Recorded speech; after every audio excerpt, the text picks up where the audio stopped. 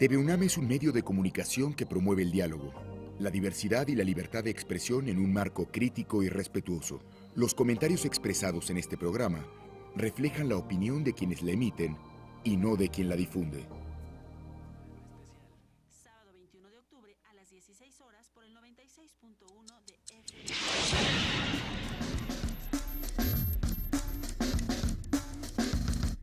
Primer movimiento. El mundo desde la universidad. Como Primer Movimiento UNAM y en Twitter como PMovimiento o escríbenos un correo a primermovimientounam@gmail.com. Hagamos comunidad. Y son las 8 de la mañana con 3 minutos de este jueves 19 de octubre. Saludamos a todos los que nos están viendo a través de TV UNAM en el canal 120, en el canal 20 de TV Abierta o en www.tv.unam.mx, así como a todos los que nos escuchan en Radio UNAM. Muy buenos días de nuevo, querido Miguel Ángel Quemain. Hola, Lisa, buenos días. Saludamos con muchísimo gusto al doctor Alfredo Ávila, que para los que no estaban escuchando en la hora anterior, se puso muy buena la charla. Alfredo Ávila, muy buenos días, gracias por seguir con nosotros. Hola, buenos días. Estábamos hablando de corrupción. ¿En qué nos quedamos? Bueno, lo que estaba diciendo es que durante la época colonial no hay una frontera entre lo público y lo privado, entonces se espera que la mayoría de los funcionarios obtengan sus beneficios a partir de prácticas que hoy claramente llamaríamos corrupción. Sin embargo, esto no nos debe hacer pensar que no existiera la corrupción. Y una de las mejores pruebas es que cada vez que algún funcionario termina su encargo, se le hace un juicio de residencia. Es decir, se le hace un proceso, que es algo que yo creo que deberíamos instaurar en México, a todos. O sea, no solamente al que tenga sospecha. A todos le haces un proceso para ver cómo estuvo su administración. Y entonces aquí parece que hay una contradicción. Si lo que estás esperando es que buena parte de los ingresos de los funcionarios provengan de estos moches con comerciantes o con terratenientes o de sus vínculos, ¿por qué después les haces un juicio de residencia? Sí. Y la razón es política. Si tienes allí algún funcionario que está causando problemas a un cierto bando político en las alturas de la monarquía española, a través de ese juicio puedes bloquearlo. Y esto es algo que se quedó en el siglo XIX y que se quedó en el siglo XX. De esta manera lo que tenemos, y esto es algo que se puede ver en los archivos, lo que tenemos es información, por ejemplo, acerca de comandancias militares ya en el siglo XX que están vinculadas con grupos de narcotraficantes. No se les llamaba narcotraficantes antes de los 80, ¿no? Contrabandistas de droga les decían. Y no pasa nada. Cuando quieres bloquear la carrera de algunos de estos individuos, entonces le haces proceso. Entonces la corrupción se convirtió también en una cosa tolerada, más allá de todas las aristas que tenga, más allá del camino fácil de los políticos para promoverse, pero también se volvió en una cosa tolerada para que en términos políticos se pudiera tener control de esos individuos. Un buen ejemplo viene justo después de la revolución. Uno de los grupos más corruptos que hay en ese momento es el de los sonorenses, que son quienes ganan la revolución, ya saben, el grupo de Obregón y de Calles, y lo que tenemos es que estos dos personajes, pero con todos sus aliados, están otorgándose créditos. Cuando Obregón deja la presidencia y se va a Sonora para convertirse en un simple agricultor, obtiene un montón de créditos sin garantías, créditos muchos que termina sin pagar para sus empresas en Sonora. Y lo mismo pasa al revés. Cuando Obregón estuvo en la presidencia también benefició a la gente de Calles. Y acá otra vez la vinculación con la política. Cuando Obregón fue asesinado, su jefe de campaña, Aarón Sáenz Garza, se le termina dando un premio de consolación. Ya no vas a hacer política y entonces te vuelves empresario, y lo que hace es que se le otorgan mediante unos procedimientos que están muy bien documentados y que la verdad muestran esta vinculación perversa entre lo público y lo privado, se le otorgan un montón de ingenios azucareros y un montón de prerrogativas, algunas legales, otras ilegales, para sacarlo de la política. Entonces lo que vemos allí es que ha habido un uso político de la corrupción que podemos seguir más adelante. Podríamos pensarlo, por ejemplo, con el Sindicato de Petróleos, como en la década de los 80, sobre todo Miguel de la Madrid intenta bloquear al sindicato petrolero y no lo hace también por motivos políticos. Cuando Carlos Salinas de Gortari llega a la presidencia de la República por motivos políticos, destapa la cloaca que hay allí de estos contratos muy irregulares entre Petróleos Mexicanos y su sindicato y manda a la quina a la cárcel. Pero es por usos políticos. Y podríamos seguirnos hasta nuestros días, por supuesto. Por usos políticos también entiendo no solamente el castigo o el premio a ciertos políticos, sino también la necesidad que hay en ocasiones de meter a la cárcel a un corrupto grande, escandaloso, llámese Durazo o llámese Duarte. Y esta perversión, hacer que la corrupción tenga además fines políticos, es algo que ha permitido su supervivencia, más allá, insisto, de lo fácil que es ocupar un cargo público, sobre todo los más importantes en este país, y enriquecerse a través de él. Eso sucede en cualquier parte del mundo, y en cualquier parte del mundo es perseguido mediante mecanismos institucionales. ¿En qué han fallado los mecanismos institucionales en México? En que esa corrupción le ha servido al grupo en el poder para bloquear enemigos. Y eso lo podemos ver también recientemente con las campañas electorales, cuando de pronto empiezan a salir las propiedades bien hechas o mal hechas de algunos opositores y aparecen en la prensa.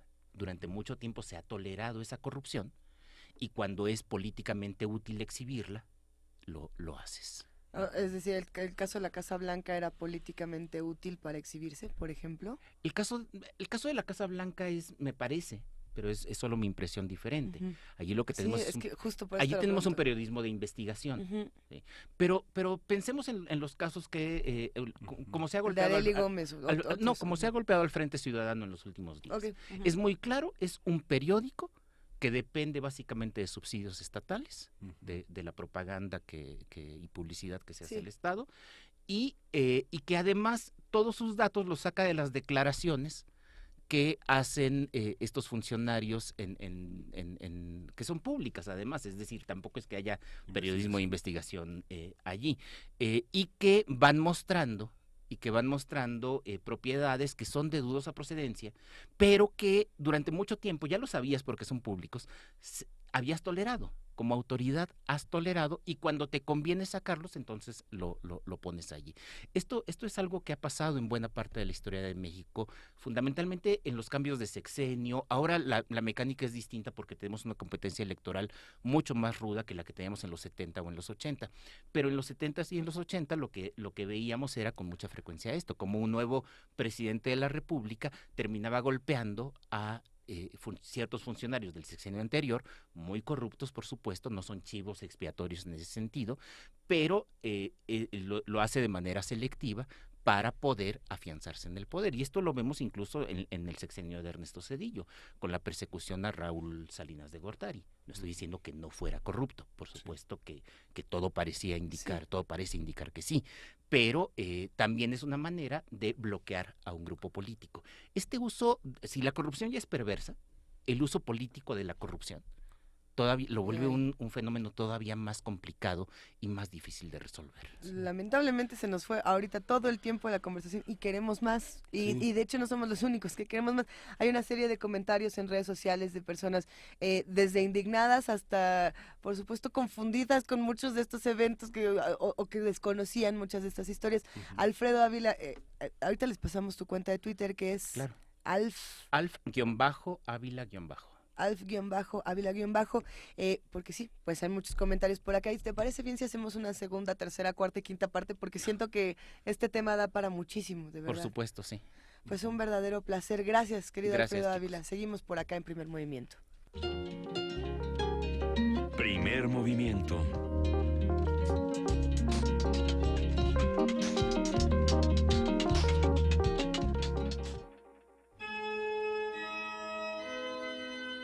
Ecocervantinos 2017.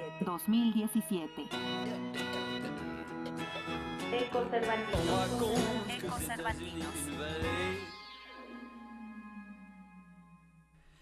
Dulce García, hola.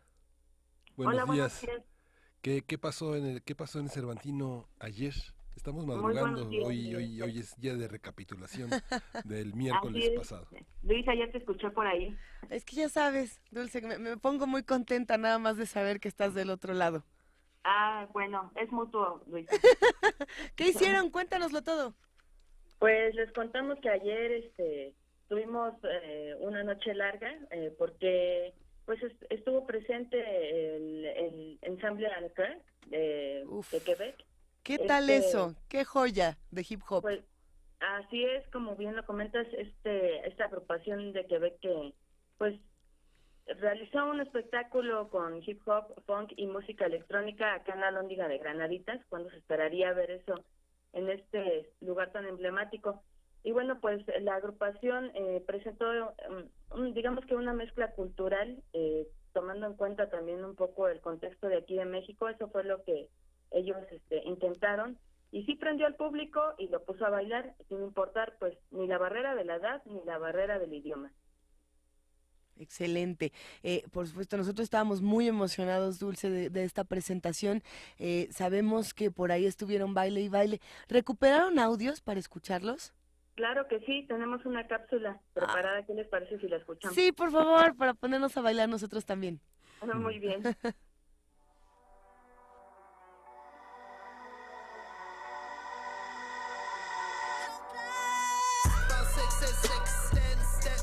La semilla del hip hop germinó dentro de una subcultura marginal en el sur de Bronx y Harlem, en la ciudad de Nueva York, entre jóvenes afroamericanos. Inicialmente se consideraba solo una forma de expresión a través de la cual se exhortaba a la reflexión y a la búsqueda de alternativas, es decir, a tratar de desafiar lo establecido por medio de un desarrollo artístico.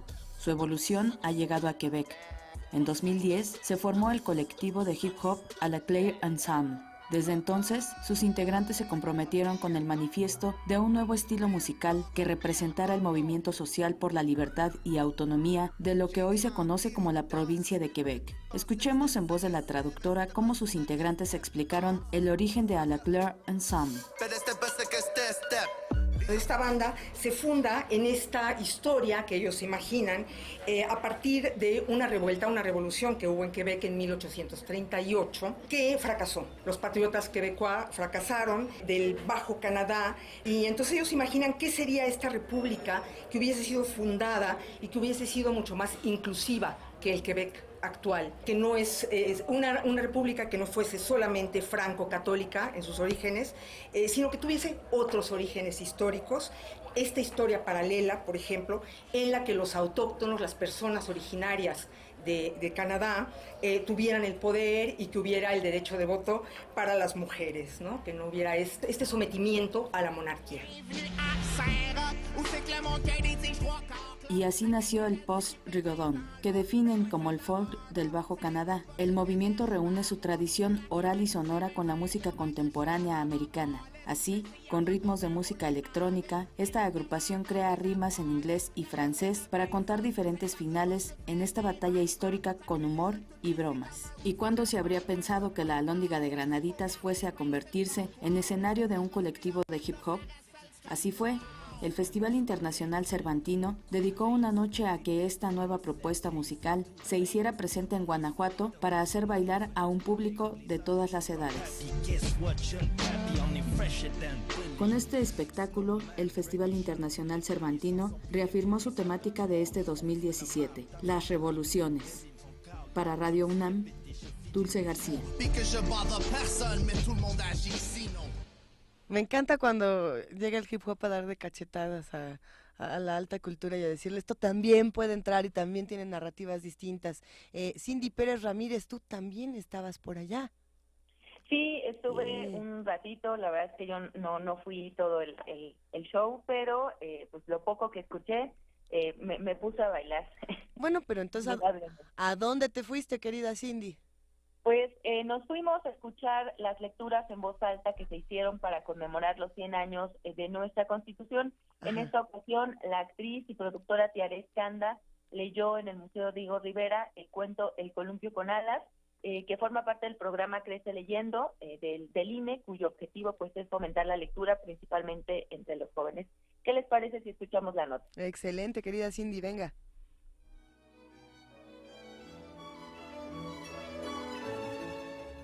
El Festival Internacional Cervantino hizo eco del centenario de la Constitución de 1917 que sigue vigente. Con el programa Crece Leyendo del Instituto Nacional Electoral, se promueve el gusto por la lectura entre los jóvenes, así como del conocimiento de conceptos como la democracia. En esta ocasión, la actriz y productora Tiare Escanda leyó en voz alta Un río para todos y otros cuentos. Ramón patea la pelota contra la pared mientras espera a sus amigos. Le urge que lleguen porque habían hecho un acuerdo con los vecinos. Los niños podrían usar la mitad de la cancha y los muchachos más grandes usarían la otra mitad para practicar básquetbol, excepto el domingo, que la usarían todos los que tienen patines o patineta. El acuerdo ha funcionado muy bien, pero ese día Ramón no quiere desperdiciar ni un instante del tiempo que les toca, porque no estarán los grandes, y así podrán aprovechar la cancha entera, con lo que el partido se pondrá más emocionante. Ante un público de jóvenes de escuelas secundarias quien al principio se mostraba tímido, Tiare explicó por qué es importante la participación ciudadana. Que entendamos la importancia de la democracia y que la democracia no es un término que nada más se usa cuando hay elecciones y que no nada más tiene que ver con votar para elegir gobernantes, que también es súper importante. Pero para que uno pueda votar para elegir a los gobernantes tomando decisiones sensatas, pues es importante que toda la vida, todo el año, todo el tiempo, uno tenga conscientes los valores democráticos que tienen que ver con cómo nos relacionamos entre nosotros. Poco a poco, los jóvenes que asistieron al Museo Diego Rivera contaron su sentir de las historias. Pero todo se trata de trabajo en equipo, debe haber un líder, pero que también sepa dirigirlos para un buen fin. Si el líder no lo sabe también dirigir, pues también el proyecto, la idea, pues fracasa. Para Radio UNAM, Cindy Pérez Ramírez. Oye, Cindy, ¿y entonces qué? ¿Qué les falta por ver? ¿Qué les falta por experimentar en las próximas semanas, en los próximos días? ¿Cuántos días les quedan? Pues termina hasta el 29, entonces nos quedan todavía algo de días para disfrutar del Cervantino. Ay, ya, me regreso con ustedes, mejor. Regrésate, aquí te esperamos, aquí te hacemos una canchita. Hoy, por ejemplo, cuéntanos. Hoy tendremos música de piano con el ruso Alexei Volodin, una conferencia también sobre Trotsky, música de órgano con Rodolfo Ponce Montero, ópera con Le Cris París, y vamos a tener al quinteto austriaco de Barry Gutjahr, que va a estar también muy bueno hoy. Excelente, y nos van a estar compartiendo postales sonoras, nos van a estar compartiendo estas notas tan interesantes. Espero, nos gustaron, nos han gustado mucho, y a los radioescuchas también les están gustando muchísimo, queridas Dulce y Cindy. Vamos a reportar todo lo que podamos y mandar todos los audios para que vivan el Cervantino en la Ciudad de México. Órale, también. ya estamos. Pues venga, abrazos cervantinos para ustedes. Gracias por todo. Que estén bien, Luisa. Un abrazo. Que estén muy bien. Hasta luego. Ay. Ecocervantinos 2017. Ecocervantinos.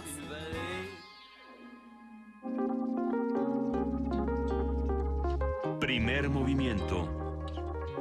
Hacemos comunidad.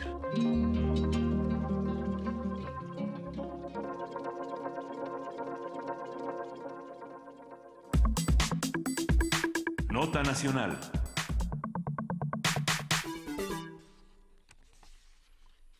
Con 361 votos a favor, la Cámara de Diputados aprobó la primera ley en materia de desaparición forzada de personas y desaparición cometida por particulares. La ley aprobada deroga varias disposiciones del Código Penal Federal y de la Ley General de Salud relacionadas con este delito, así como el tratamiento de cadáveres de personas no identificadas. Los diputados también aprobaron la creación del Sistema Nacional de Búsqueda de Personas en México, la Comisión Nacional de Búsqueda, un Consejo Ciudadano y el Registro Nacional de Personas Desaparecidas y No Localizadas. Amnistía Internacional y la Oficina en México del Alto Comisionado de la ONU para los Derechos Humanos reconocieron este avance, pero se pronunciaron para que el Estado otorgue los recursos necesarios para su funcionamiento. Ahí. Sí, de acuerdo con datos oficiales, en México hay más de 33,000 personas desaparecidas. El análisis de la ley lo que propone, lo que deja fuera y las razones por las que inquieta a miembros de la sociedad civil son el material que esta mañana el doctor Alberto Erubiel Tirado discute con nosotros. Él es coordinador del programa Seguridad Nacional y Democracia en México, los desafíos del siglo XXI de la Universidad Iberoamericana.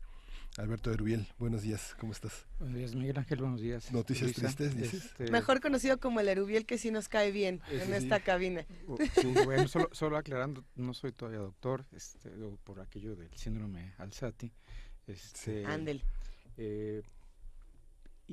Y buenos días también a Juan Inés, donde quiera se encuentre desarrollando. Nos su está misión. observando desde estas cámaras, está en alguno de estos ojos presentes. Bueno. Erubiel, es un tema que vamos a discutir. Sí, claro. Decías fuera del aire, bueno, hay buenas noticias, hay malas noticias, hay cosas que discutir.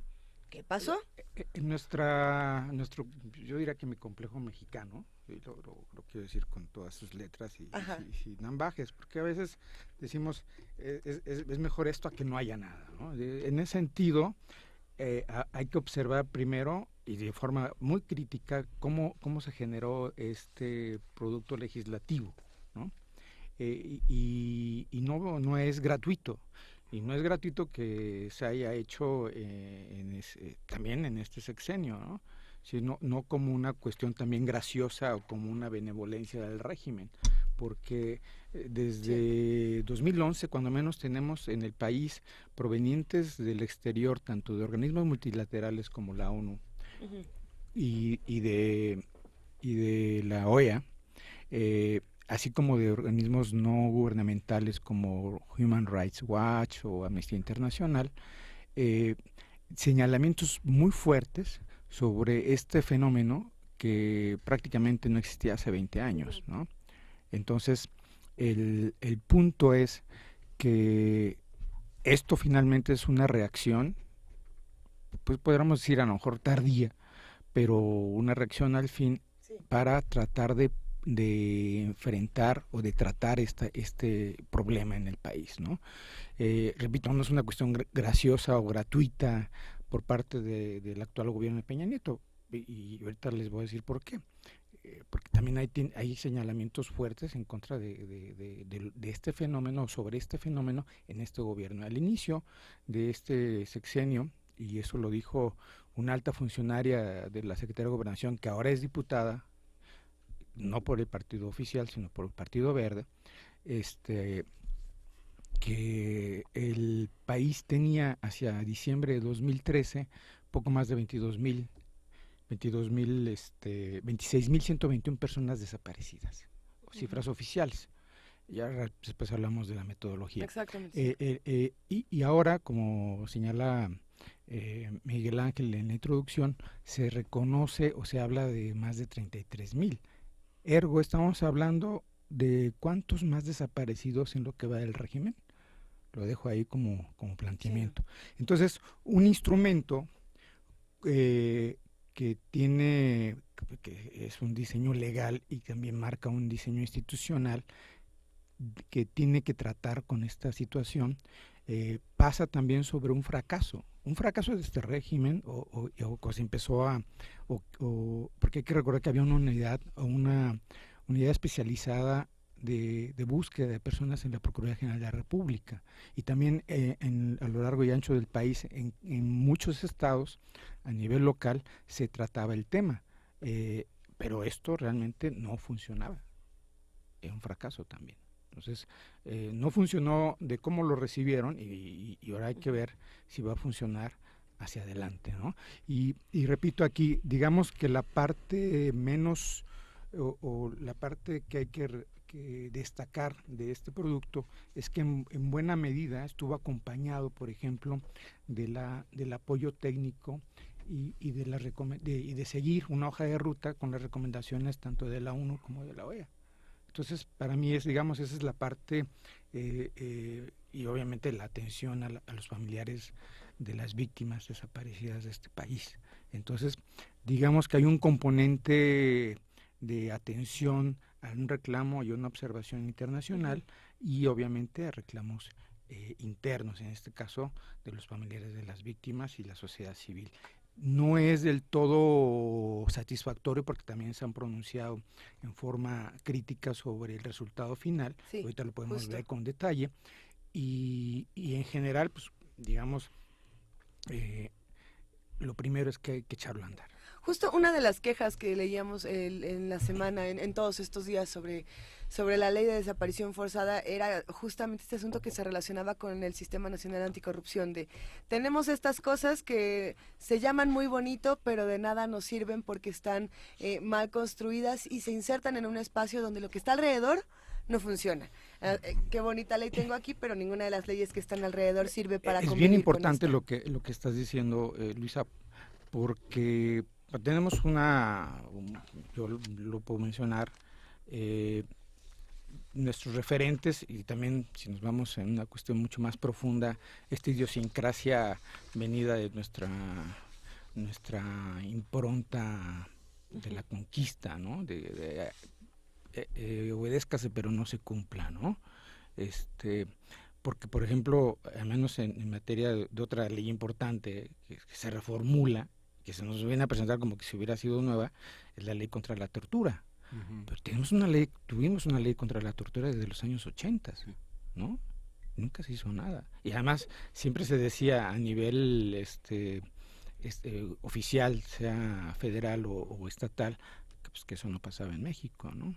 Igual pasa con esta cuestión, y esto es grave porque tenemos los ojos puestos sobre este fenómeno, y obviamente en nuestro caso paradigmático y triste, y que es para mí un ejemplo de cómo se ha transgredido toda esta fenomenología entre colusión, hablando de corrupción, entre el crimen organizado, autoridades, o incluso cómo se trasmina hacia la vida común, entre comillas, de las personas, en el que la solución para dirimir una rencilla o un conflicto aparentemente irreconciliable, y eso lo digo porque existe, se recomienda ya no mandar a golpear o a matar a alguien o matarlo, ¿no? Sino desaparecerlo. Eso es algo súper triste. Es una degradación que pues debemos tratar de ponerle freno desde ya, ¿no? Y está en todas las series de televisión policíacas, ¿no? Siempre hay alguien que es un limpiador desde hace muchos años. En las series y en las películas de la mafia italiana y de la yakuza, ¿no? Es algo, claro, alguien que desaparece con ácidos y que se va todo por el caño, ¿no? Es esa parte. Y esa parte, no contamos con la comisión de búsqueda no tiene atribuciones legales estrictas. No hay un sistema forense legítimo que permita una evaluación muy clara de las personas que no tienen una identificación. Sí, no sé, uno ve en países... ya entrando en materia, precisamente, en el caso de nuestro país, si me permiten, hay algunos materiales con referencias y experiencias comparadas, tanto de este fenómeno ocurrido bajo regímenes autoritarios y represivos, o dictaduras inclusive, y aún en regímenes democráticos, que más o menos sería nuestro caso, pero esta fenomenología sobre cómo se ha tratado el tema nos pone también en una evidencia de una cultura de ineficacia y corrupción terrible, ¿no? Por ejemplo, en esta caracterización general sobre lo que pasa en el continente y particularmente en México, los señalamientos a nuestro país dicen, bueno, las caracterizaciones o acusaciones de impericia o negligencia por parte del Estado, en este caso de México, son la destrucción de elementos probatorios, en ocasiones de manera grave y generalizada, y nos mencionan a nosotros. Ausencia de esfuerzos para lograr una adecuada identificación de los restos, hablándose de una situación de doble desaparición. ¿Sí? También figuramos en esta lista. Acciones retraumatizantes hacia los familiares o la revictimización, en especial la manipulación irrespetuosa de los restos y la exposición de los mismos de modo grotesco y mutilado. También aparecemos en esta caracterización. Y es el caso, por ejemplo, emblemático de Ciudad Juárez, donde incluso se les llegó a proporcionar restos a familiares que en realidad no eran de sus seres queridos, que estaban reclamando como desaparecidos. Cosas así.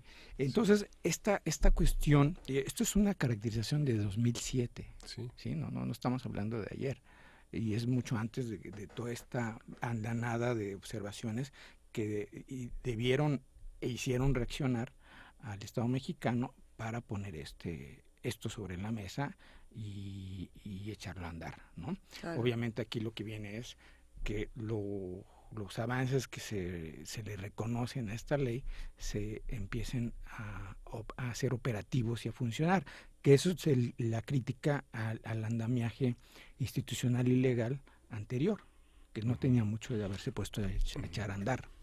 Y esta frontera tan delgada con las personas extraviadas y que criminaliza de una manera muy fuerte, por ejemplo, que evade el tema de los feminicidios, por ejemplo, no está, seguramente se fue con su novio, ¿no? Claro, ese tipo de cosas. Y justo se relaciona con algo que nos están preguntando en redes, y es el caso de los menores de edad.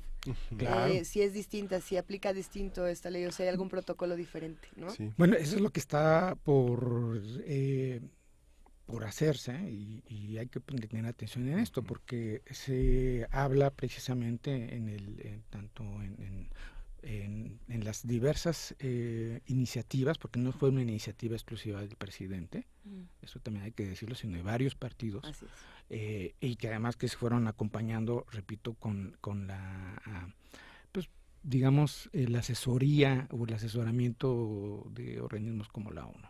Entonces, el punto es que son los migrantes, son las mujeres, son los niños, y que se están previendo precisamente un tratamiento diferenciado o de atención especial, tanto a nivel pues de tratar la situación o de manera preventiva. Eso es lo que hay que tener también en cuenta y poner los puntos sobre las IES sobre cómo lo van a hacer, operacional, ¿no? Ese es el gran punto. Y como mencionaban también al principio, el que haya recursos, ¿no? Porque nada nos sirve tener un andamiaje institucional. Eso fue parte de la discusión en el Congreso, y hay que también señalarlo. Esto es, no todo es miel sobre hojuelas. La Cámara de Diputados, que fue Cámara Revisora de esta ley, porque primero fue aprobada por el Senado, en realidad pasó sin ninguna modificación. Es decir, lo que le mandaron del Senado no lo modificó. Es decir, también hay un planteamiento de superposición de operación política que dice, bueno, aquí ya está y ya nada se le mueve. Todo esto ya está arreglado y definido desde el Senado. Entonces, prácticamente dejan sin capacidad de su decisión correctiva o de análisis de la ley como Cámara Revisora a la de Diputados en este proceso. ¿A qué voy? Sé que suena técnico, discúlpame. No. Hubo más de 55 observaciones y reservas al producto que le mandó el Senado a la Cámara de Diputados. Y de estas, prácticamente ninguna fue discutida y mucho menos modificada, porque eso tenía que suponer un regreso a la Cámara de Origen para ver si se aceptaba o no la observación o reserva de estas disposiciones, que son precisamente aquellas que se están criticando, que bueno, pues esto es un producto inicialmente aceptable, pero que debe ser mejorado y revisado, ¿no? Yo lo pongo sobre la mesa porque la discusión, esto también nos habla de nuestra, pues yo creo también de nuestra inmadurez democrática, de cómo es que se sigue permeando los acuerdos, o siguen permeando los acuerdos populares por sobre los intereses generales que tienen que ver con un tema tan importante como ¿no?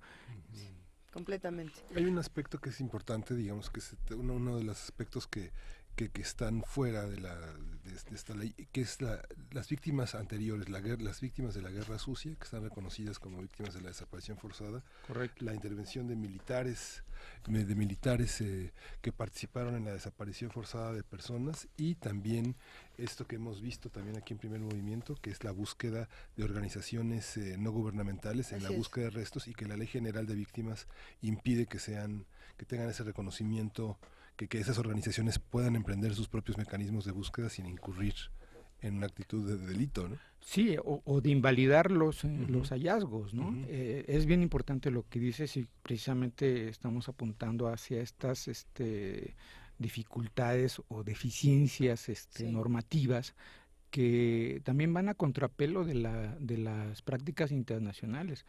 Voy a empezar por el último señalamiento. Por ejemplo, en Argentina no se inhibe totalmente la participación de los familiares, porque hay un elemento también, y es una cuestión también de debate, de que las víctimas deben tener un elemento de confianza sobre quienes están estudiando sus casos, ¿no? Ya sea de carácter forense, quienes están integrando los expedientes, quienes están realizando la investigación. Muy complejo. Pero, por ejemplo, en este caso particular, en la cuestión de la búsqueda e identificación de los restos, cuando se encuentran en las fosas, o elementos susceptibles de realizar identificaciones, pues está el banco de datos genéticos, por ejemplo, lo que señala ahora la ley. En el caso argentino, dicen, bueno, está bien que entren los familiares o participen con elementos técnicos de confianza o incluso organizaciones no gubernamentales, técnicamente validadas, que digo, hay elementos de confianza y de expertise técnico, es importantísimo, pero con la validación de un juez. Sí, el juez dice, sí, está bien, yo permito que entren así.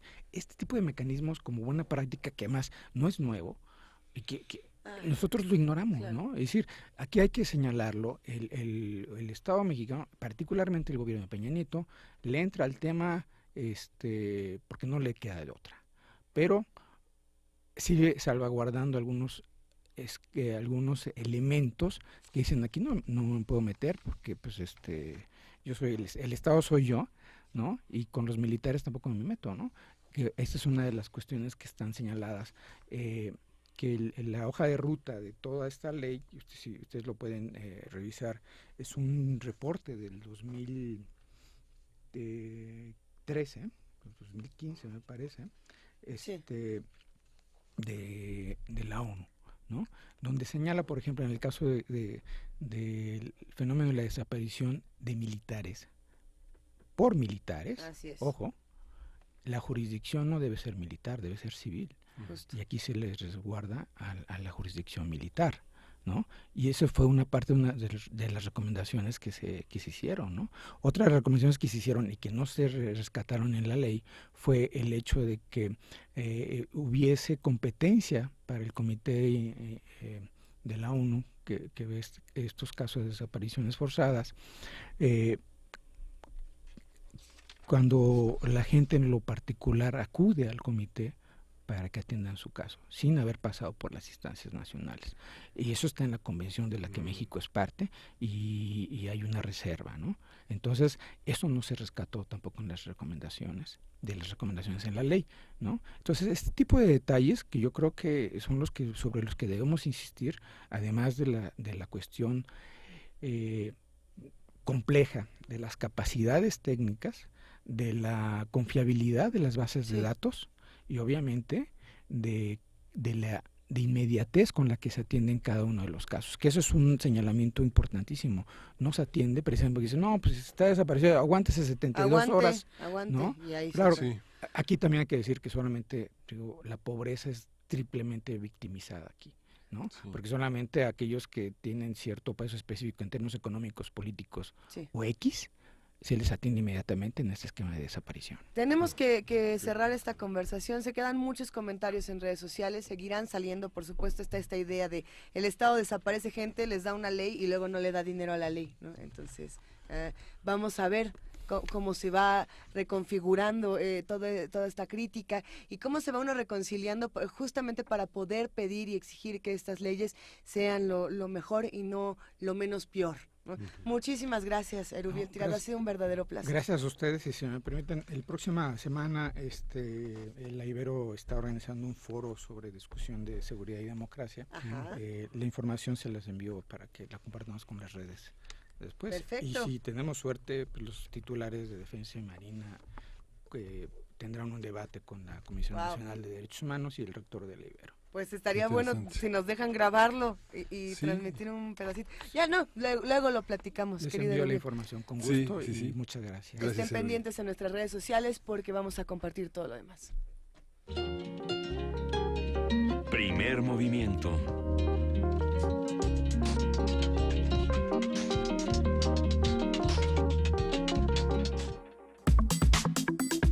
Nota internacional.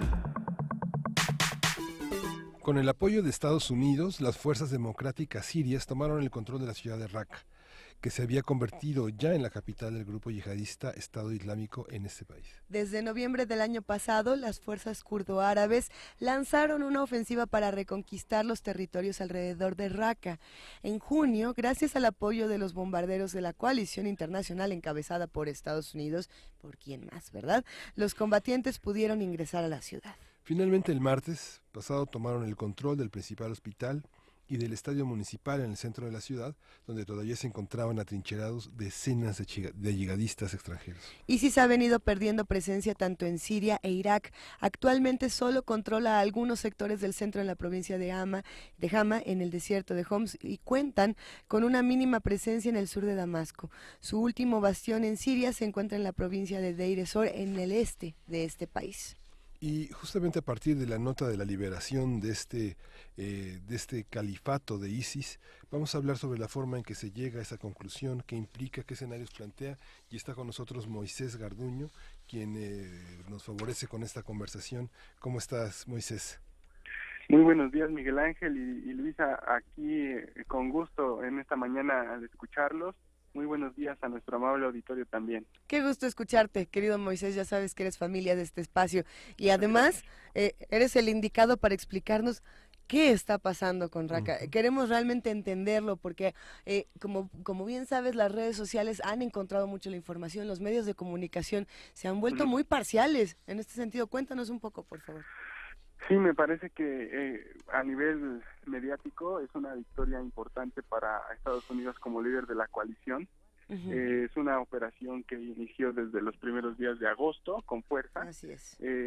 Contó con el apoyo, digamos, directo y clave de las fuerzas kurdas, particularmente del YPG, que es una de las fuerzas militares pues que mejor conocen el terreno y que desde un principio plantearon pues una gran alianza para Estados Unidos y algunos otros grupos árabes para tomar esta ciudad tan importante en términos simbólicos y estratégicos como Raqqa, en donde pues sabemos todos que era la capital del Estado Islámico. Sin embargo, a pesar de que es una victoria simbólica y mediática también, la ciudad todavía no está tomada a 100%. A pesar de que tenemos una gran cobertura aérea por parte de Estados Unidos y la gente en el terreno, mayoritariamente kurda, se ha hecho de las principales zonas de la ciudad, pues recordemos que tal como ocurrió en el caso de Mosul, en el caso de otras ciudades, todavía tarda en la entrada de las tropas para que se tome 100% el control de la seguridad de la ciudad y volver a la normalidad. Por supuesto que hay retos enormes ante la destrucción, miles de víctimas, ese es el costo de la intervención militar. Algunos analistas sirios en el exilio pues han estado diciendo que antes estaba la ciudad a manos del Estado Islámico y ahora está a merced de la destrucción y de la falta de, pues obviamente, de servicios, de infraestructura, ¿no? O sea, va a tardar muchísimo en reconstruirse esta ciudad, por supuesto, como toda la Siria que ha estado devastada. Y pues bueno, hay que esperar que en términos estratégicos, lo más importante pensar es que mientras Estados Unidos y la coalición han entrado a Raqqa, que se espera que para el domingo se tenga una mayor seguridad de la ciudad y un control mayor, las fuerzas apoyadas por Rusia e Irán y por supuesto el ejército sirio están haciendo sus propias actividades en la ciudad aledaña que es Deir ez-Zor, que acaba de mencionar Miguel Ángel, y que se trata del último bastión grande que tiene el Estado Islámico, y con esto ambas facciones, tanto los rusos en Deir ez-Zor como Estados Unidos con la parte kurda en Raqqa, se están repartiendo estratégicamente esta recuperación de las provincias sirias que estaban a mano desde el Estado Islámico. Qué curioso es pensar en Vladimir Putin y en Donald Trump, que son enemigos en el Twitter, amigos en la guerra, ¿verdad? Pero bueno, esas son otros de los dobles discursos que se tienen por ahí. Y también con Irán, porque recordemos que mientras Estados Unidos está tomando Raqqa y se está pues vangloriando con este final paulatino de lo que es el Estado Islámico, que no es el final, digamos, desafortunadamente, de lo que es esta organización, porque luego vienen ataques esporádicos que son igual de mortíferos que los que habíamos tenido antes. Al mismo tiempo que estamos viendo esto, se está generando un conflicto, como lo habíamos platicado anteriormente, en la zona del Kurdistán iraquí, en donde, pues, como es sabido, el referéndum que acaba de realizarse a través de la figura y el liderazgo de Barzani, qué buen pues pleito ese. ha causado que las tropas iraquíes, con ayuda de Irán y también con algún respaldo por ahí, digamos, al menos mediático, y obviamente lo ha dicho también Erdogan de Turquía, pues se están generando una lucha por la ciudad de Kirkuk, que es digamos, el bastión petrolero más importante de la zona. En el mensaje clarísimo que se le da a Barzani es: si quieren un discurso de independencia, será entonces sin Kirkuk.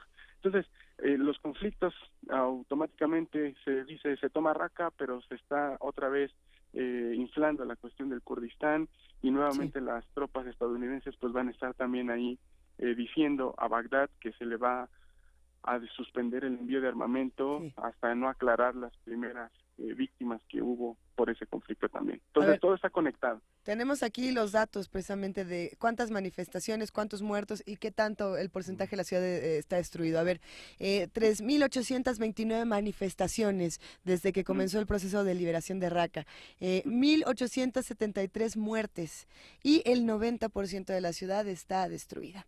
¿Qué pasa cuando no nos queda nada? Cuando a la sociedad no le va a quedar nada después de estas miles de víctimas, cuando ya no tienes de dónde agarrarte. ¿Cómo está el estado de las cosas en ese sentido? No, sí queda algo muy importante, Luisa, y queridos radioescuchas, queda algo muy importante. El Estado Islámico, se dice, fue derrotado por la coalición estadounidense, pero sí? no. Yo pienso que el Estado Islámico fue derrotado paulatinamente por los mismos musulmanes y por la misma población del Medio Oriente, árabe y no árabe, musulmanes y no musulmanes, que no estaban de acuerdo con la forma en la que el Estado Islámico estaba territorializando algunos espacios en la región. Es decir, en Europa no lo querían, en los kurdos no lo querían, los iraquíes no lo querían.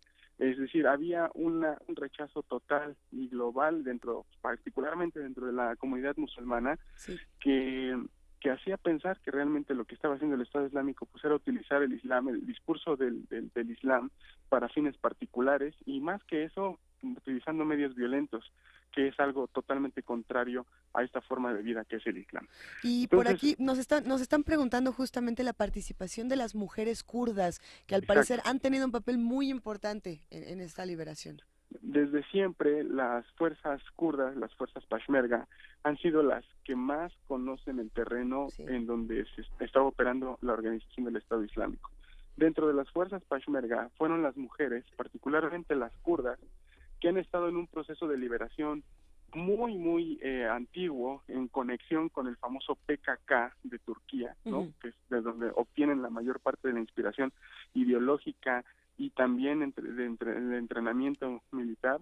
Pues estas mujeres han sido las que ya históricamente se han dado a notar por su eficacia en el combate contra los islamistas. Pero ellas lo han venido a decir en una serie de visitas que tuvieron a México y a Chiapas hace unos meses. Ellas no les gusta decirlo en público, en los medios de comunicación, que conozcan su lucha solamente porque son mujeres, sino como un movimiento de liberación en contra de pues la forma estatal, tanto en Siria como en Turquía, en aras de conseguir una liberación, un territorio para ellas, que se basa particularmente en el modelo del federalismo democrático, ¿no? Que es el modelo que ellas están echando a andar a partir de una ideología muy marcada de su líder Öcalan, que actualmente se encuentra preso a manos de Turquía, ¿no? Entonces, eso es muy importante de notar, porque es muy importante la lucha de las mujeres, y sobre todo, más allá de eso, es la concepción de lucha que tienen las mujeres dentro del movimiento kurdo, ¿no?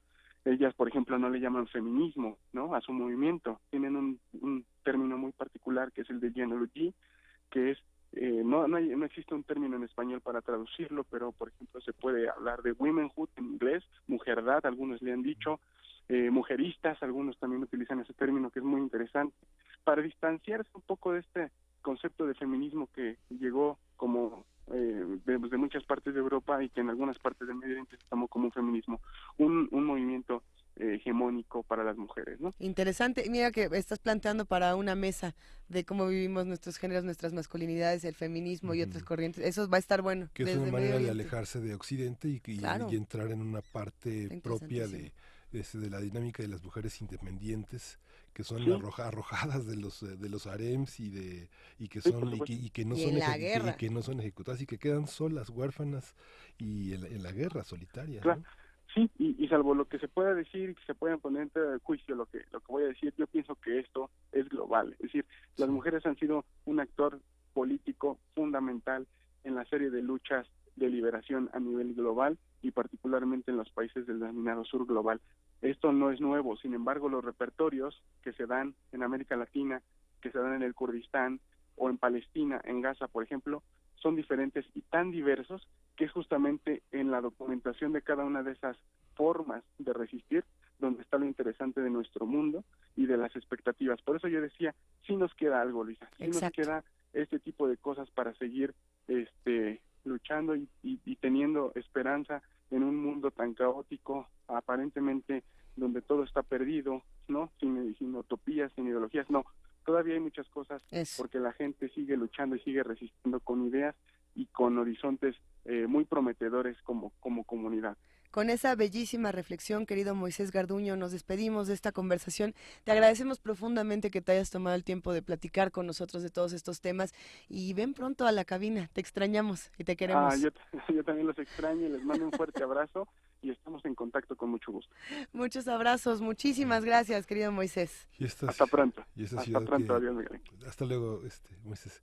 Esa ciudad que está reconstruyéndose y que también la nuestra, la Ciudad de México, Así es. y las mujeres que han sido inevitablemente por el discurso social reconocidas, que siguen como guerreras al pie de sus casas destruidas, de sus ruinas y al frente de sus familias, porque son las que aguantan. Pues mira, bueno, al menos en esta coyuntura han sido tan destacadas las mujeres. Ya nos lo dijeron nuestros amigos de Oxfam aquí en la cabina, el grupo más vulnerable en este momento en nuestro país debido a los sismos, debido a los desastres sociales, no naturales, son las mujeres, y no solamente son las mujeres, sino hay que ir haciendo esferitas, ¿no?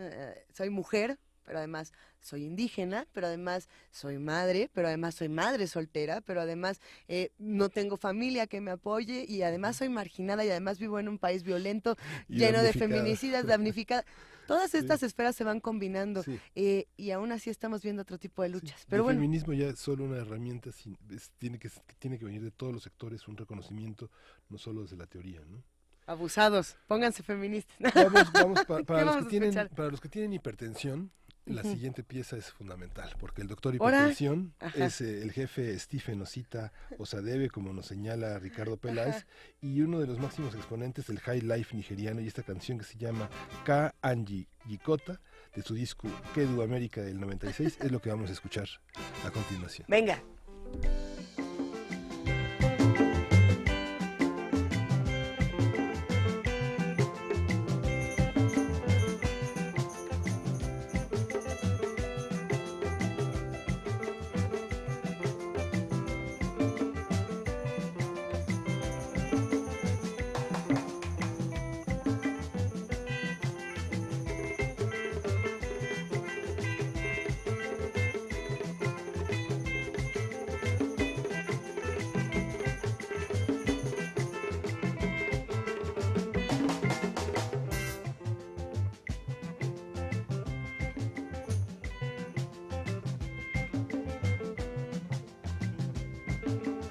onye ga-agwa m obodo dị n'ụwa na ndị nsogbu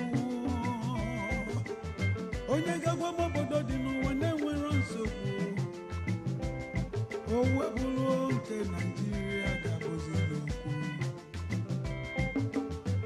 ụmụnne m biko n'udo n'ụka anyị ga-eji wee merinụ onye chiri jebe ibe ya kpere ụgaba onye n'ụga ekwenụ na-afụgozinụ ibe ifelenụ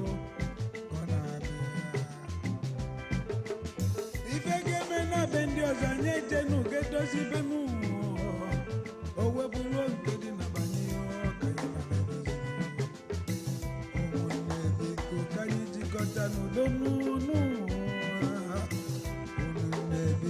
anyị jikọta n'udo n'ụwa n'ofu obi n'ọlụlụ n'olili anyị jebenu anyị abịazienu anyị jebenu anyị emerienu anyị amalibanụ anyị ekewazienu anyị ekposa anyị ekwunu ife onye nwere ike imenụ ya bikonu mepenu ka obodo anyị Naijiria dịzienu n'udonu nke nwere na nkọmadụnye nke nwere ọdịnala Nnamdi tinye nke ihu Ndị tinye nke ya ka anyị biri n'udonu igifele n'ọgọnna abịanụ n'ofobi n'ọlụlụ n'olilinu anyị jikọtara anyị ọbịazienu anyị edebenu anyị amụlianụ ụmụnne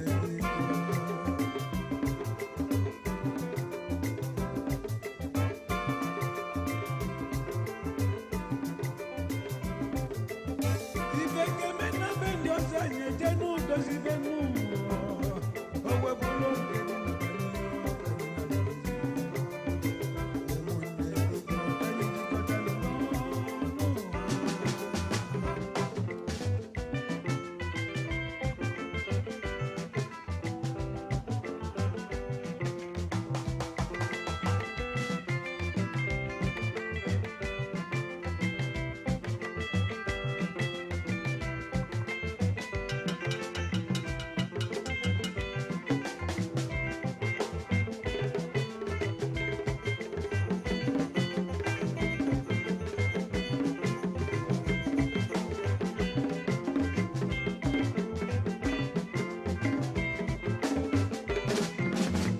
n'ofobinu n'ọlụlụ n'olilinu anyị jikọtara agha abịanụ anyị edebenu ife ga-eme na be ndị ọzọ anyị ejenu ga-edozi ife nnu o wepụrụ oge dị n'abalị n'ọbanye na mebezinu ọ na-afụgozinu ife ife nlenụ ka ọ na-abịanụ anyị ejikọtanụ agha abịazienụ anyị ejebenu anyị ekewanụ. Primer movimiento. Podcast y transmisión en directo en www.radio.unam.mx.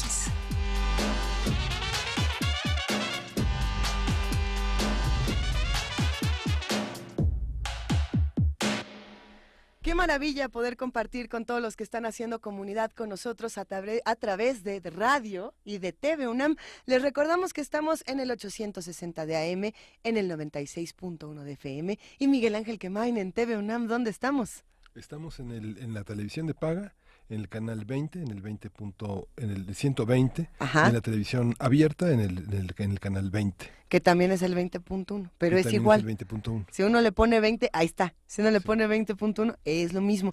Estamos en www.radiounam.unam.mx, en www.tv.unam.mx y tenemos un montón de redes Sí, sociales. las redes sociales son importantes que las sigan porque en @PMovimiento y en Primer Movimiento en Facebook, Ujú. hay muchos datos, mucha bibliografía, muchos documentos que nuestros entrevistados, los expertos, los investigadores ponen al alcance de ustedes para que puedan descargar, para que puedan ampliar información, como esta entrevista que hicimos en la mañana con Mireya Imas del programa de atención a la comunidad universitaria, que es muy importante, tiene muchos Ujú. concursos, muchas Así es. actividades, una mega ofrenda, un concurso de fotografía, un Las concurso de calaveritas. y todo eso está en las redes sociales para que pueda consultar horarios, días, características, requisitos. Oye, pues servirá este momento para mandarle un gran abrazo a algunos de los que nos están tuiteando.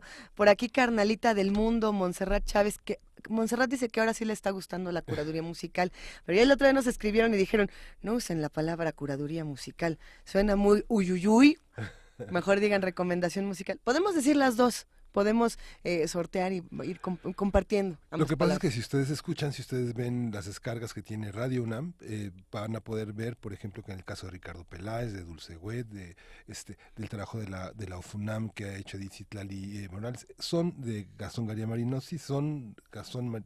García Marinosi, tienen un universo, es un mosaico, es un mural grande de inteligencia musical para escuchar y volver a escuchar. Y son muchas piezas inéditas, muchas piezas olvidadas.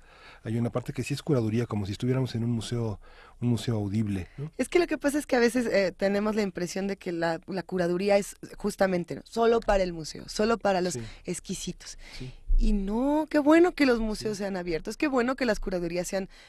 Una curaduría tal cual es una historia, ¿no? Yo tengo un montón de cuadros, tengo un montón de canciones. ¿Cómo las acomodo para contar una historia en 3 horas de programa de Primer Movimiento? Y qué rico se puede poner. Gracias a Ricardo Peláez por la curaduría del día de hoy. Gabriel Sánchez también nos escribe Andrea González, un abrazo. Y vamos a detenernos un momento en un tuit antes de mandar a Poesía Necesaria, porque Diogenito sí atendió el llamado de la ardidez. Al principio de este programa, por ahí de las 7 de la mañana, cuando Miguel Ángel Quemain me agarró de bajada y dijo que algunos poemas ardidos me los sé de memoria. Nos lo sabemos. Nos lo sabemos. Diogenito nos compartió algo que no es un poema, es el fragmento de una canción de Guti Cárdenas que nos dice que es muy ardida. Para olvidarte a ti se llama, y nos pone la segunda estrofa. La vamos a compartir y en un momento más les compartimos nuestra versión de esta estrofa en Poesía Necesaria, que es el que les anticipábamos de Ernesto Cardenal. Entonces Diogenito nos recuerda a Guti Cárdenas con lo siguiente, dice: para olvidarte a ti, que no supiste comprender las ternuras de mi alma, es necesario recobrar la calma que el corazón perdió cuando te fuiste. Para olvidarte a ti, que aún me quieres a pesar de tu orgullo y tus agravios, me embriagaré sediento de placer en la pagana copa de otros labios. Diogenito, ¿está todo bien? Hay muchos mensajes. Gracias a todos los que nos escriben. Qué bonito que nos estén compartiendo y que sí hagamos comunidad entre todos. Gracias al Zarco, gracias a Alfredo Ávila, que bueno, ya estuvo aquí, también nos tuitea, miren, está en la cabina, está en el Twitter, está en todas partes. Sí. Vámonos a Poesía Necesaria y les seguimos contando un poco de esta historia ardida entre Sugar Editors y Ernesto Cardenal. Primer movimiento.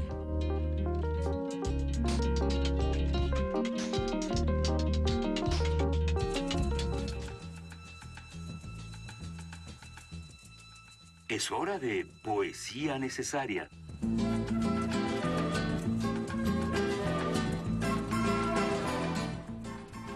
Pues ahí te va, Miguel Ángel. Déjale cuento.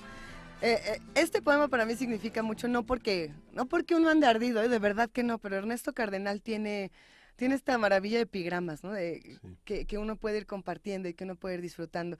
Yo recuerdo que este es uno de los primeros poemas que nos leen a los que estudiamos en su momento en la SOGEM, en la Escuela de Escritores de la Sociedad General de Escritores Mexicanos. Es un poema muy divertido. A mí quien me lo leyó fue Eduardo Casar, a quien le mandamos un gran abrazo. Sí, sentado todo el grupo de jóvenes escritores, y no tan jóvenes, porque en la SOGEM pues entran de todas las edades. Y ahí les va un poema bien ardido y se arranca con gritos, aplausos, no falta el que se pone rojo, la que dice, ay, me identifiqué, el que llora, en fin.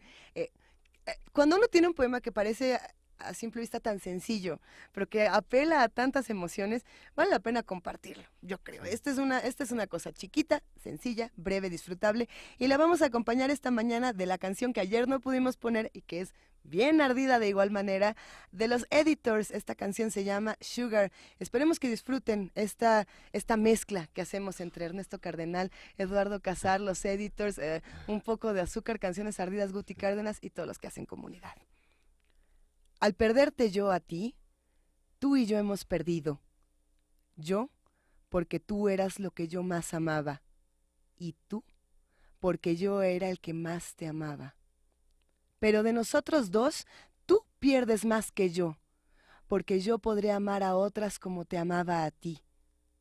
Pero a ti no te amarán como te amaba yo.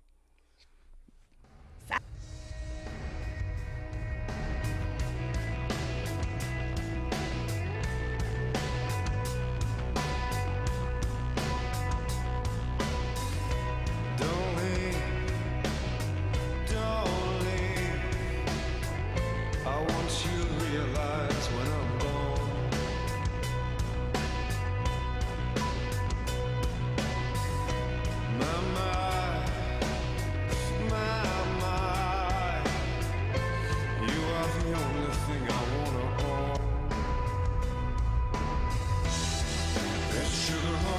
soul.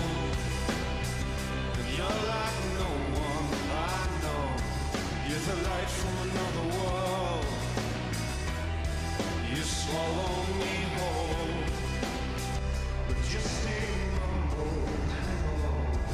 And it breaks my heart to love you.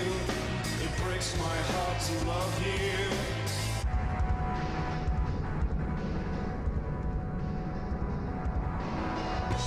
Don't leave, don't leave. When you're lost in a moment, I am home.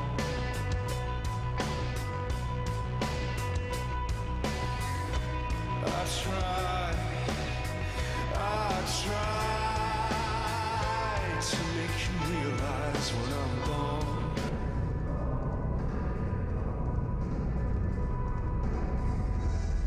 There's sugar on your soul. You're like no one I know. You're the light from another world. You swallow me whole. But you stay mumbled. It breaks my heart to love you. It breaks my heart to love you.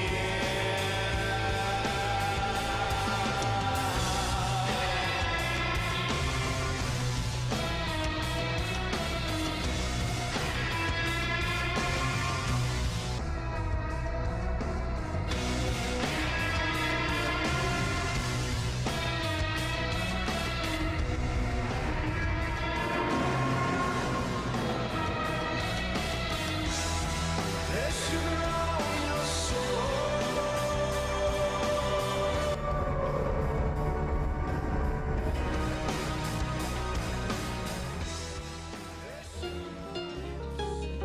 Primer movimiento.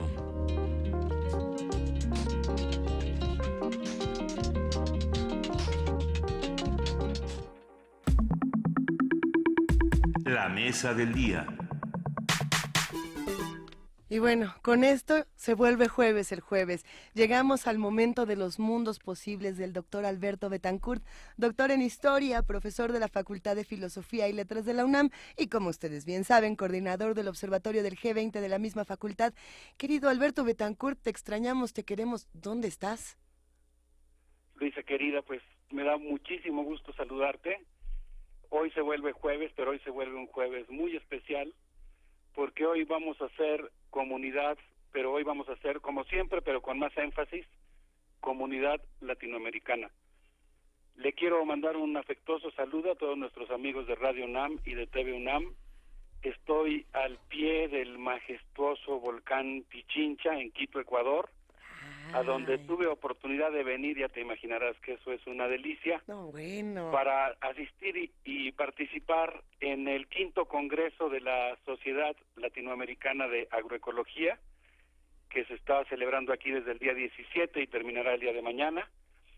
Y pues es un evento muy importante porque aquí están reunidos los sabios tradicionales, los yatiris, los magos, los agroecólogos, los biólogos, los ecologistas, los antropólogos, que están trabajando en la defensa de los territorios y de los derechos indígenas en favor de la construcción de una alternativa a la barbarie que amenaza no solamente a los propios pueblos indígenas, sino que nos ha colocado a todos en una crisis civilizatoria.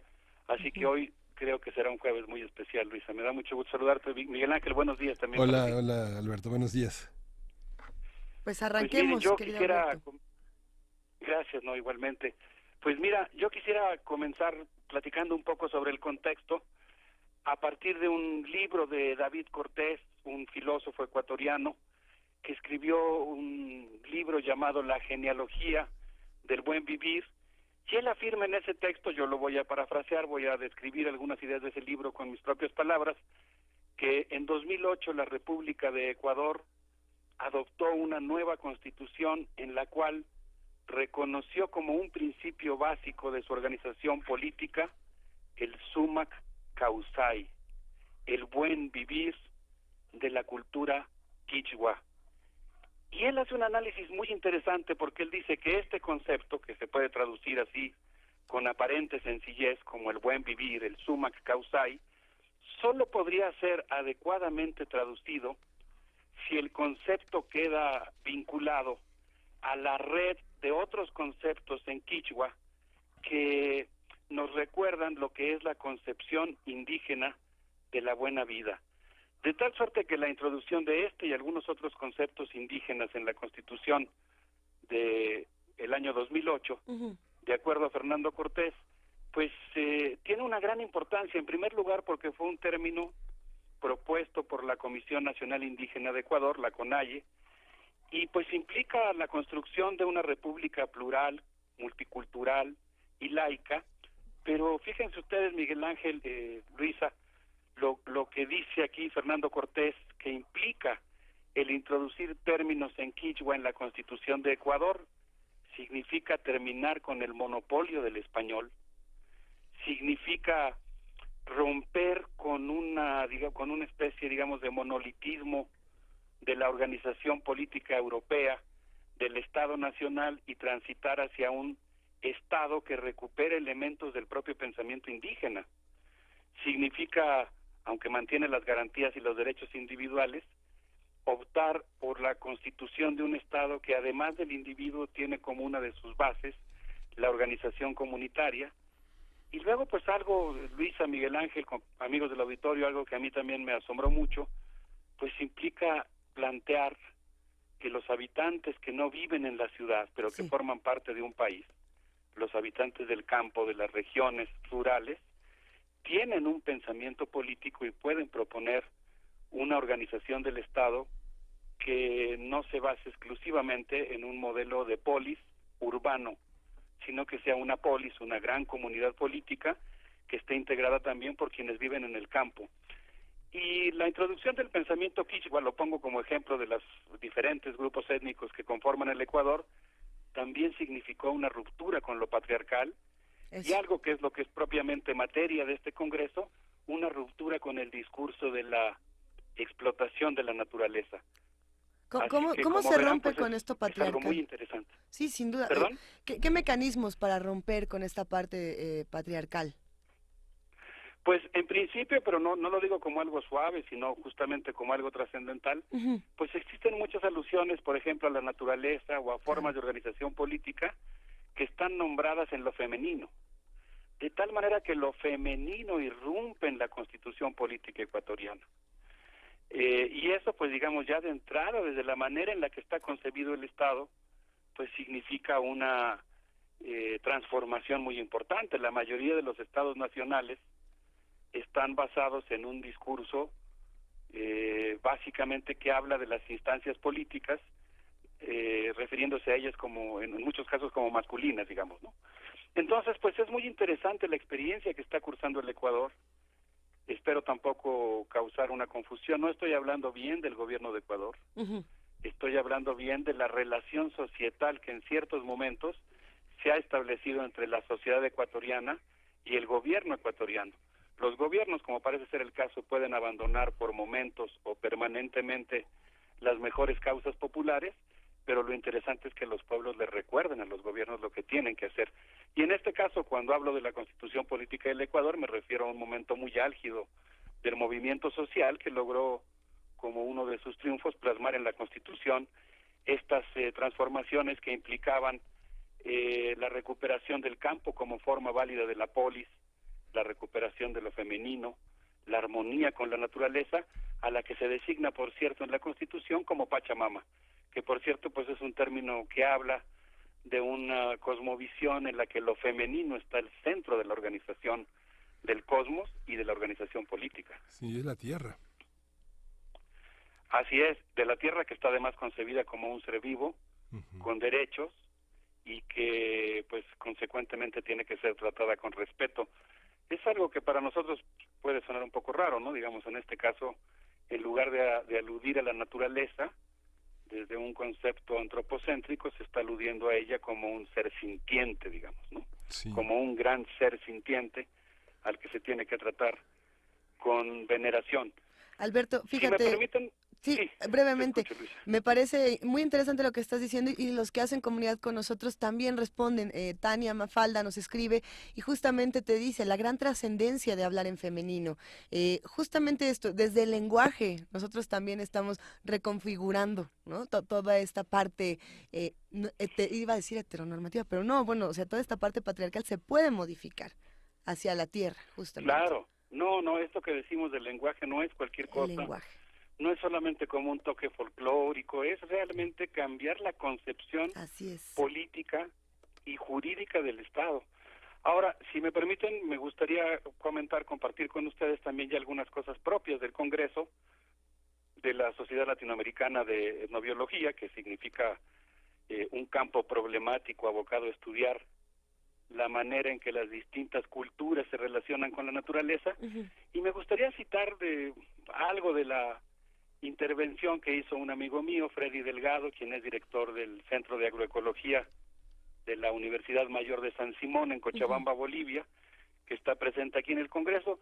Y ahí estuvimos platicando entre los que estábamos en el simposio que organizamos aquí sobre un texto que ellos acaban de publicar que se llama Ciencias, Diálogo de Saberes y Transdisciplinariedad, que por cierto, si ustedes entran a Agruco, el Centro de Agroecología de la Universidad de Cochabamba, está completito y gratis en línea. Y en ese texto, David Choquenhuanca, que era el ministro de Relaciones Exteriores de Evo Morales hasta hace muy poquito, y que lamentablemente tuvo que abandonar el gabinete porque en la lucha interna que está librando el gobierno boliviano parece que están ganando terreno los extractivistas, los desarrollistas extractivistas, y están desplazando a los pachamamistas. Bolivia vive hoy una contradicción muy álgida al interior del propio Estado boliviano, pero David Choquenhuanca, cuando todavía era ministro de Relaciones Exteriores, escribió la presentación de este libro y estábamos comentando algunas ideas sobre este importante texto con Freddy Delgado, y recordábamos algunas cosas que plantea Choquenhuanca en la introducción. Voy a, Luisa Miguel Ángel, hacer una osadía porque voy a hablar de un término en quechua, que es muy largo y muy difícil de pronunciar. Voy a hacer lo posible por decirlo. El término es Aruskipapsi Shañanakasaki Punirakis Pagua. A ver, lo puedo repetir yo. Muy larga. Una vez, lo podemos. ¿Cómo fue? Es que lo queríamos apuntar, pero. La palabra Aruskipa. Aruskipa. Lo voy a fragmentar el término.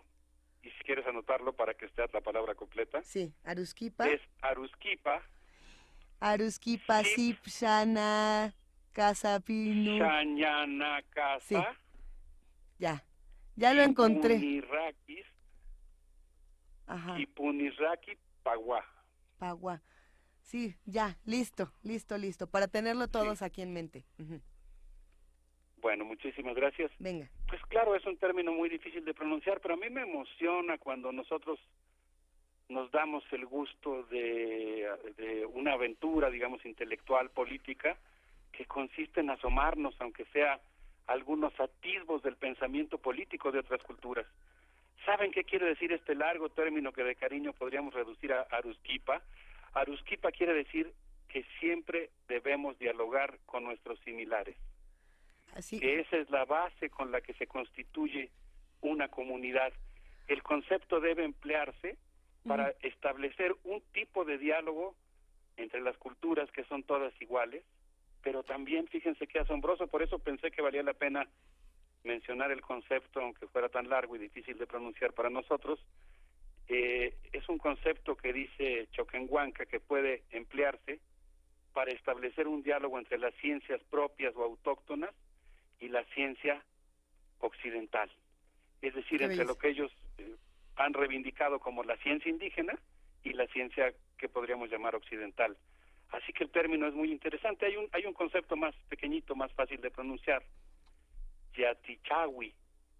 Yatichawi con Y es el espacio-tiempo para platicar con sabiduría.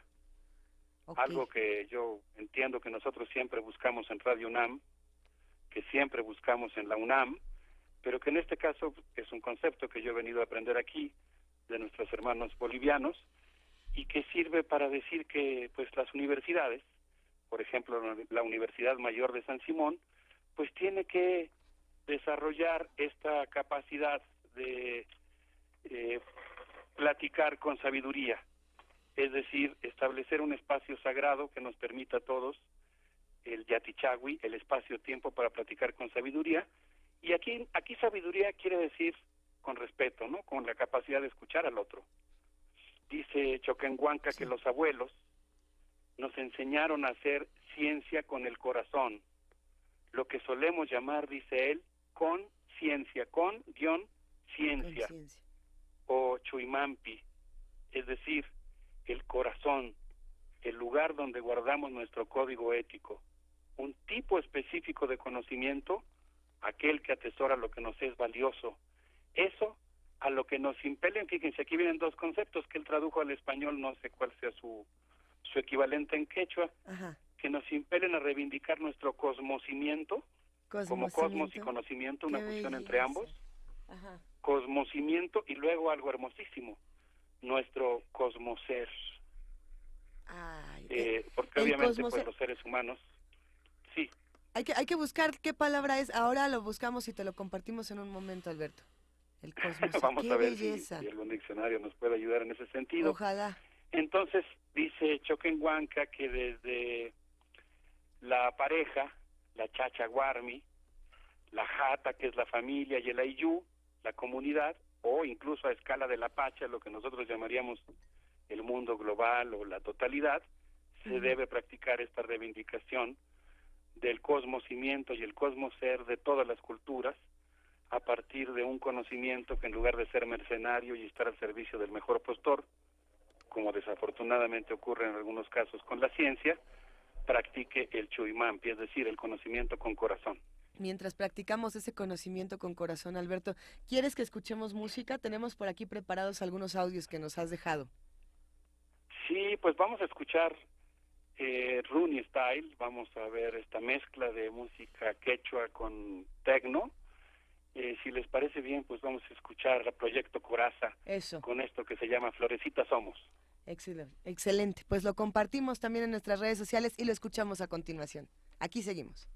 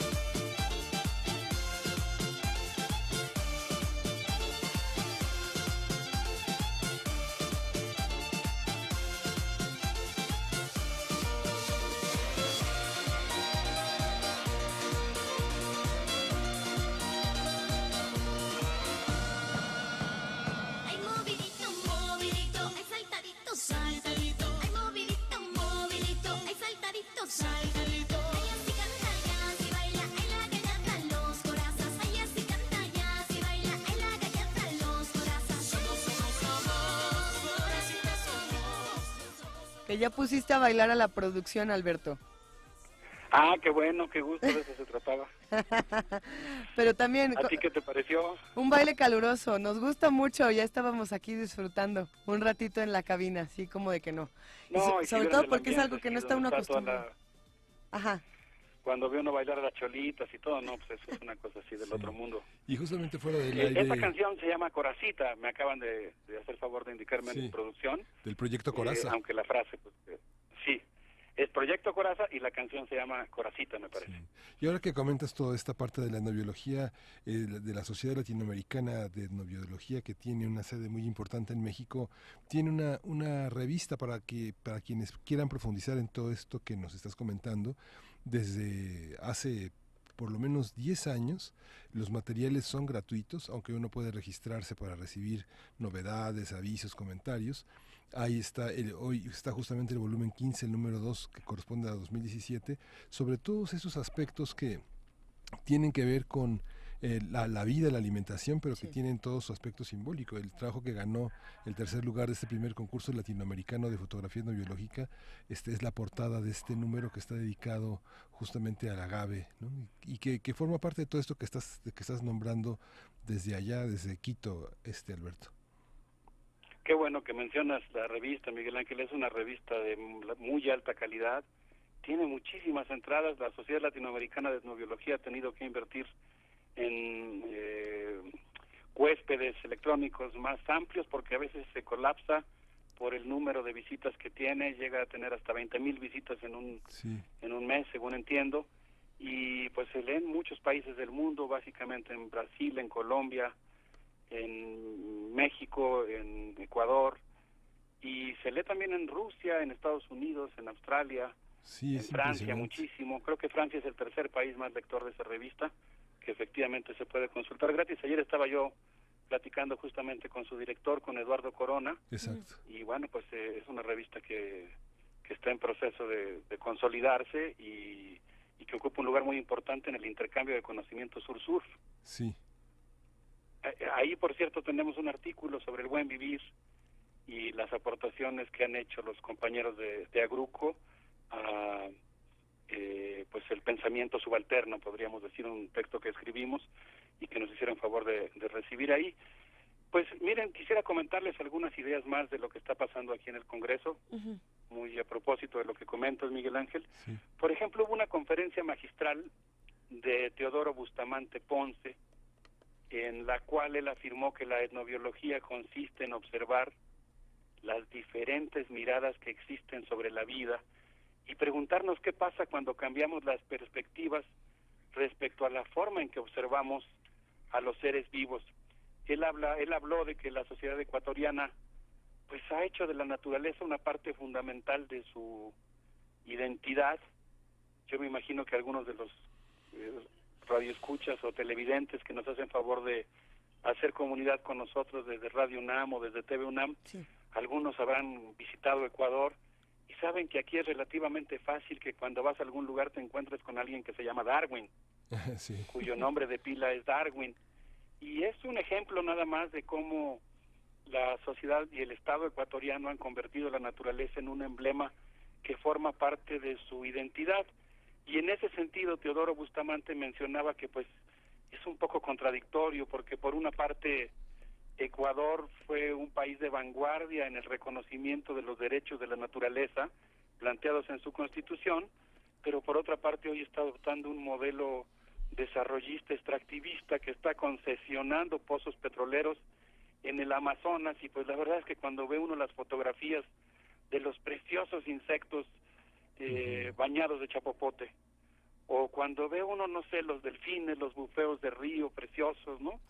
Que nadan en el Amazonas, que dieron lugar a tantas leyendas coloniales, o los animales que pueblan esta selva frágil pero oculta, pues se siente mucho coraje cuando te das cuenta de los estragos que está provocando el modelo extractivista. Así que es una contradicción que por un lado sea un país jurídicamente de vanguardia en la defensa de los derechos ambientales y por otro lado pues sea un país cuyo modelo extractivista provoca estos daños. Por otra parte, pues también señala este investigador ecuatoriano que pues el nombre de Ecuador es producto de una expedición que se dedicó a medir el tamaño de la Tierra, reivindica continuamente la presencia de Darwin, pero todavía está pendiente reivindicar el papel que jugaron los expertos locales y los científicos locales en la configuración de algunas de las grandes verdades de la biología y de la ciencia universal. Sí, es extraordinario. Y mucha gente, no sé, mucha gente en Quito que, digamos, una clase media, un poco consumista, ve la parte de hacia la costa como la gente pobre, la gente ignorante, y es el asiento justamente de la medicina tradicional. Lo que pasa es que padecen muchas inundaciones y no hay caminos, es muy difícil llegar a la costa desde Quito, ¿no, Alberto? Sí, Sí, parece que el tren que baja desde Quito y va a Guayaquil es toda una proeza. Sí. Lamentablemente hay una suerte de rivalidad entre las dos regiones, Sí. hay amistad, hermandad, pero también hay ciertas tensiones identitarias entre las dos regiones, pero es parte de la geografía que le da la riqueza al Ecuador, esta variedad altitudinal que va desde el nivel del mar hasta los 4.500 metros de altura. Nos podemos imaginar todos los pisos ecológicos que hay en ese en ese relieve, ¿no? Es algo impresionante, y en ese sentido, pues el conferencista Teodoro Bustamante habló de una última contradicción que yo quisiera recordar aquí de la intervención que él hizo, en el sentido de que él dice que en el contexto de un gobierno desarrollista, sin embargo, Ecuador es la cuna de una valiosa fantasía, la posibilidad, a partir de los conocimientos desarrollados por el pensamiento indígena y plasmados en su constitución, de que el ser humano se relacione con la naturaleza de una manera diferente, lo que podríamos llamar realmente una auténtica utopía alternativa. Nosotros podríamos decir que la fantasía política del desarrollo, la ficción del desarrollo, es una utopía que coloca al hombre en un cierto lugar en la naturaleza y en el cosmos, y que ha provocado una serie de estragos que hoy nos tienen al borde de un colapso civilizatorio. Bueno, pues lo que se ha gestado aquí en el Ecuador, y que en buena medida pues recoge este Congreso, no solamente del Ecuador, sino de lo que podríamos llamar la América Profunda, pues es un sueño político sobre el lugar, es un sueño político alternativo, digamos, sobre el lugar que debe ocupar el ser humano en la Tierra, y eso pues me pareció realmente muy interesante. No sé qué opinas, Luisa. Por supuesto, es una belleza esto que nos estás contando, Alberto. Estas reflexiones, el problema es que ¿en qué momento las vamos a empezar a aceptar los que estamos del otro lado, ¿no? ¿Cómo se pueden negociar dos puntos de vista tan radicalmente opuestos? Sí, no, ayer que estábamos en uno de los simposios platicando con los compañeros Nazá de Colombia, con los pastos, con los aymaras, con los quechuas, vinieron compañeros hermanos tojolabales. Fue un encuentro emocionante, realmente no lo digo demagógicamente, pero en algún momento, cuando hicimos una visita al Pichincha, me tocó que bajara a saludarnos un cóndor, ¿no?, sobrevolando a los que íbamos caminando por el volcán. Y ayer que estábamos en la reunión, en ese encuentro en el que Eliber Gómez, compañero tojolabal, estaba exponiendo su pensamiento, y los compañeros quechuas estaban emocionados y se pararon a regalarle una poesía, pues yo pensaba en el emblema de nuestra universidad, ¿no?, el águila y el cóndor como símbolo de la unión entre todas las regiones de América Latina, y por eso pensé en la importancia que tiene que nosotros hagamos comunidad y los grandes placeres que nos aguardan cuando nosotros volteamos a ver a América Latina, ¿no? ¿Qué tanto discuten las universidades estos temas, Alberto? ¿Y qué tanto tendrían que estarlos discutiendo mucho más? Pues mira, aquí hubo 400 asistentes de alrededor de 15 países de América Latina. Se anunció, entre otras cosas, el doctorado que ha creado la Sociedad Latinoamericana de Etnobiología, que tiene su sede en Popayán, Colombia, y pues es un ejemplo, ¿no?, de cómo las universidades están reaccionando adecuadamente a la necesidad de crear lo que podríamos llamar sociedades multiculturales inteligentes, ¿no? Es decir, sociedades multiculturales que en lugar de discriminar a sus integrantes o de tratar de homogeneizar la cultura, reconozcan y aprendan a escuchar la sabiduría que existe en diversas culturas. No sé cómo evaluar eso, Luisa, porque pues seguramente es a contraflujo, ¿no?, a contracorriente, no es lo que predomina. Sí, pero estos saberes van como salmón. Sí. Y bueno, yo decía ayer, aquí pues es muy emocionante la presencia de los yatiris, ¿no?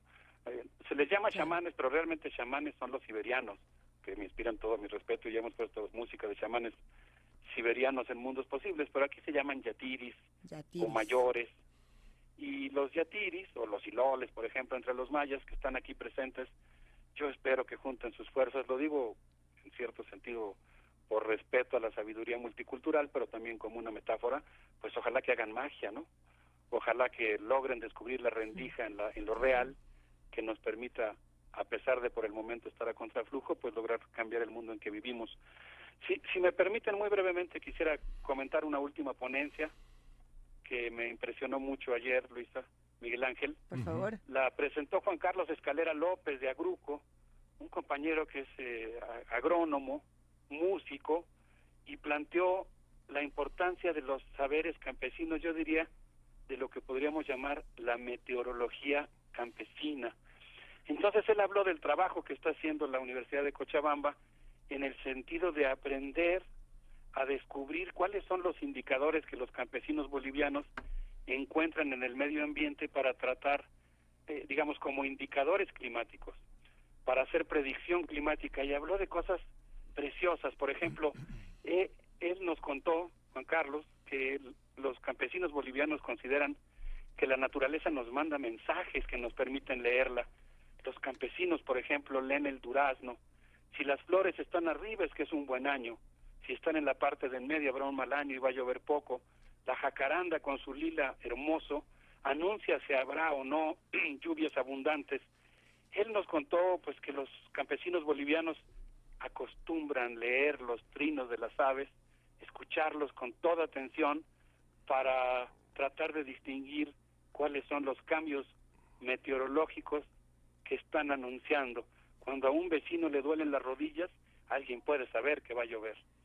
Pues me pareció muy interesante, Luisa, Miguel Ángel, que una universidad esté reivindicando estos saberes campesinos y pensando cómo aplicarlos para mitigar y revertir los efectos del cambio climático. No sé qué opinan. Es muy importante, sin duda. Sí, y esta parte que comentas, ya se aprobó el doctorado en etnobiología y estudios bioculturales en la Universidad del Cauca, y la aprobación por parte del Ministerio de Educación es que reconoce no solo la parte de los medios, los procesos, el mundo académico, sino que también quien se anime a estudiar este doctorado, que está muy sostenido también por la Sociedad Latinoamericana de Etnobiología, va a tener maestros campesinos que no tienen ningún título, que apenas logran escribir o leer en español, pero que son los grandes maestros y los grandes pilares de estas culturas que, como bien lo decías, están no solo al margen, sino que son auténticas islas de conocimiento, que son transhistóricas, que siguen adecuándose a los modos de vida actuales,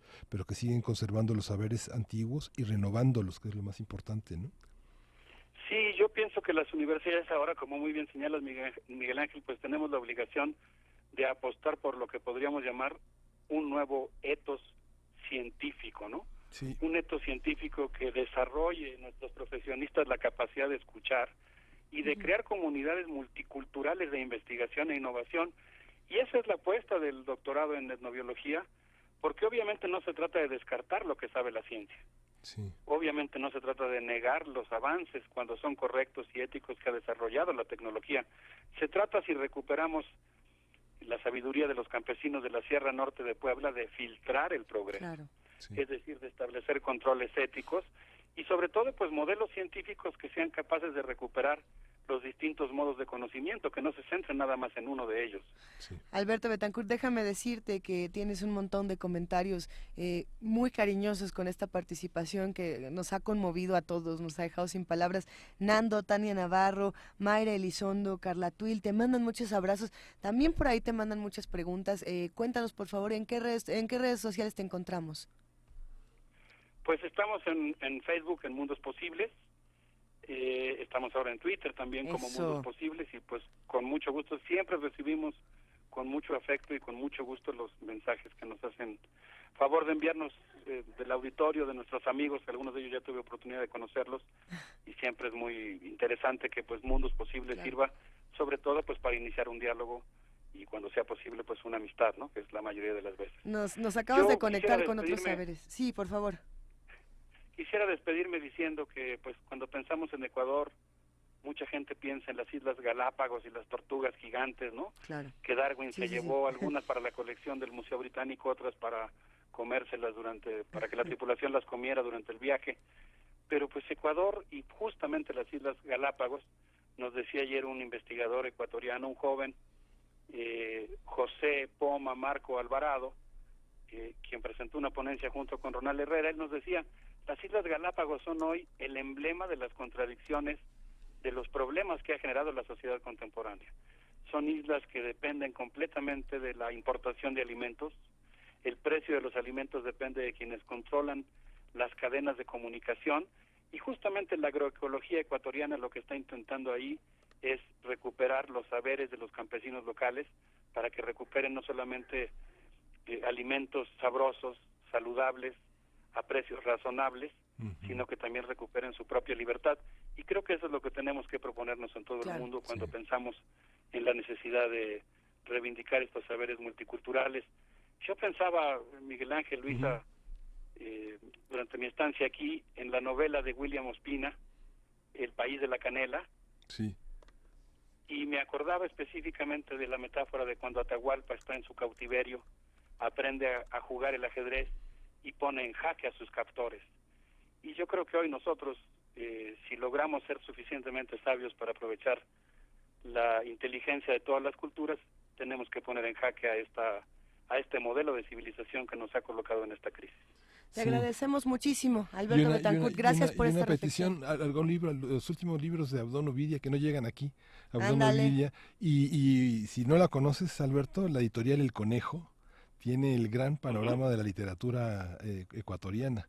Muy barata, Ay, qué bueno que me dices, yo como soy- los libros para leer en libertad Oigan, que están entre nosotros. Yo no los quiero correr porque estamos Ya, gozando pero ya. mucho. Ahorita, ¿por qué no compartimos en redes todo esto para seguir platicando? Nos vemos Hasta mañana. luego, Alberto. Mañana, el próximo jueves, Alberto. Ya se Un nos gran cortó. abrazo para todos. A ver qué les parece este rock pesado quechua, Cashnamari. Cashnamari, del Un proyecto, abrazo del para proyecto Coraz. todos.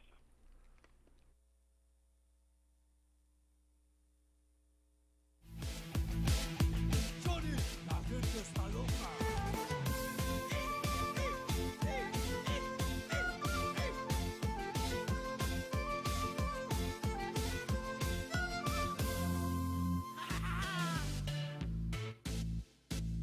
Kalima takayari.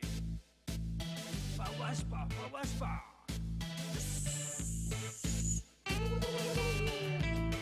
Oyoko big basta.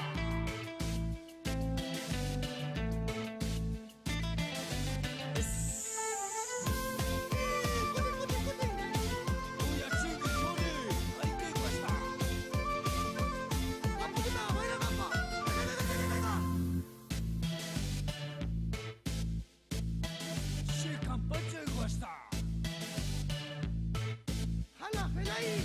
Alihuta tukangi.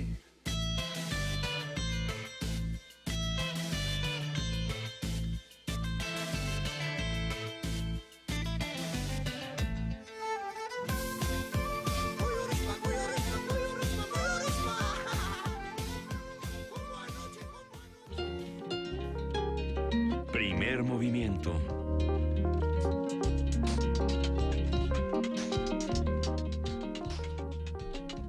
Son las 9 de la mañana con 47 minutos. Todavía nos queda tiempo aquí en Primer Movimiento para seguir haciendo comunidad, para seguir haciendo invitaciones, acercarnos a los distintos tipos de saberes, a los distintos tipos de entrar al conocimiento, de puertas al conocimiento. Por aquí nos escribían y nos decían, a ver, ustedes están hablando de este tipo de saberes, pero ¿qué pasa con la ciencia? Por ejemplo, Sí. ¿por qué debemos hacer puentes entre estas dos?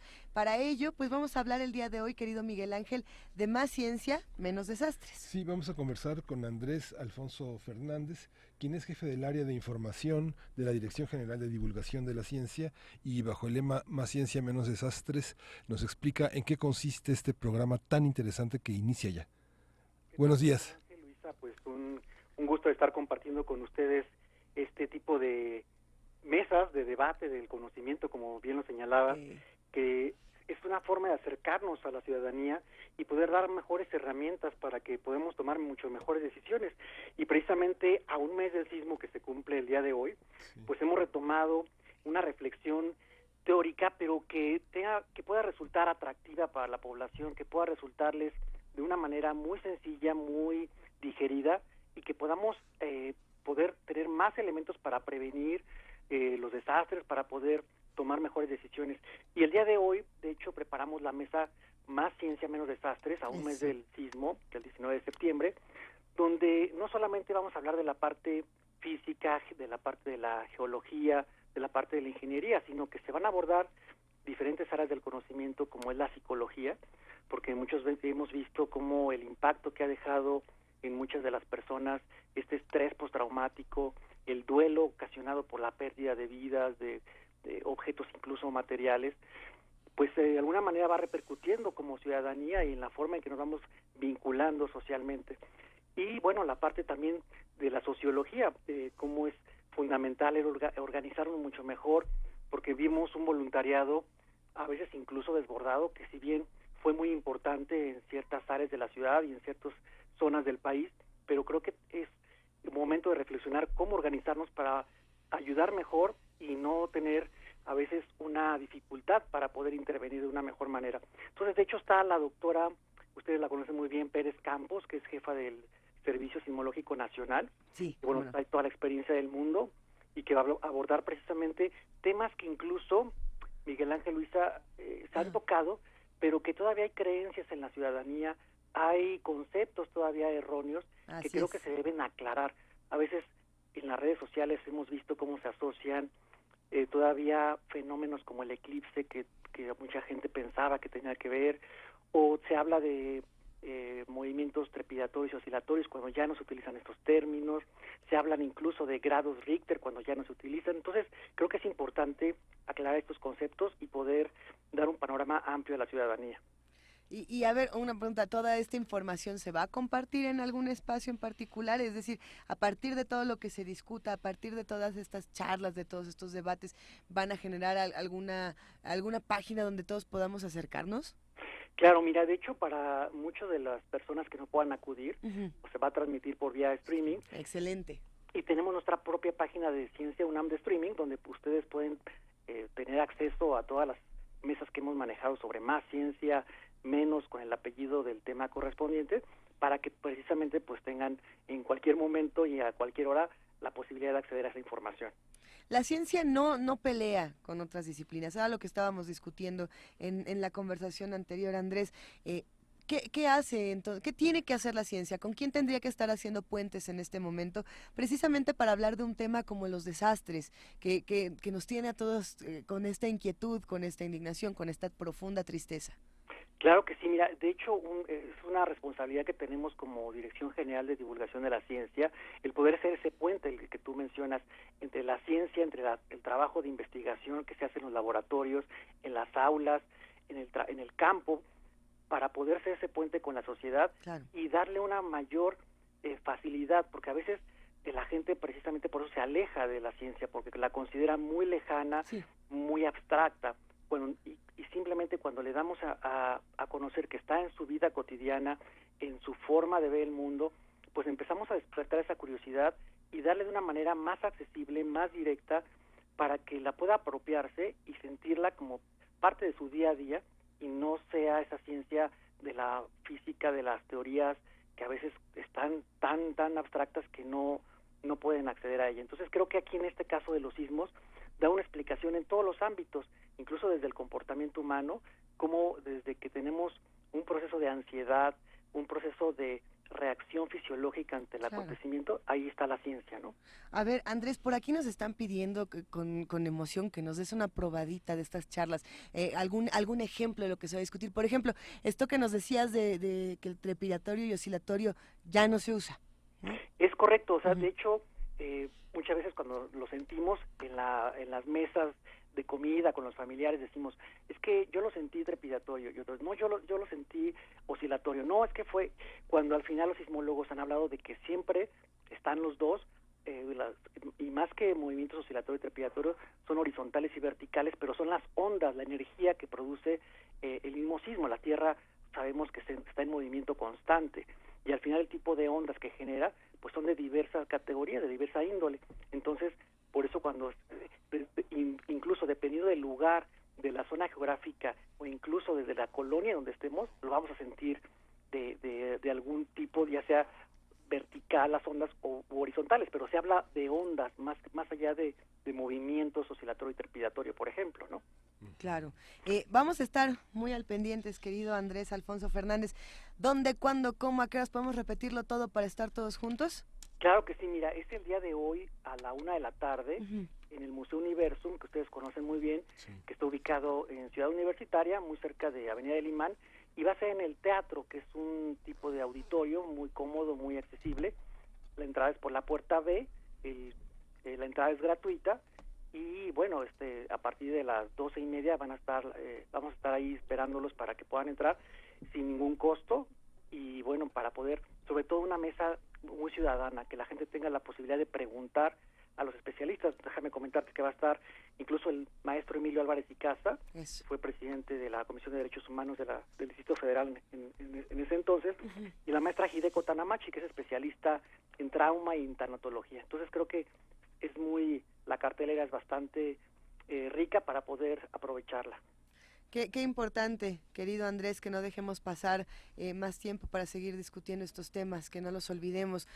Un mes después, exactamente un mes después, tenemos que seguir hablándolo todos y cada uno de los días. Mil gracias, te mandamos un gran abrazo a ti y a todos los amigos de Más Ciencia, Menos Desastres. Es correcto. Le hace uno la pausa dramática porque luego entra menos jitomatazo, hay un montón, menos chapulines, en fin. Exacto. Gracias.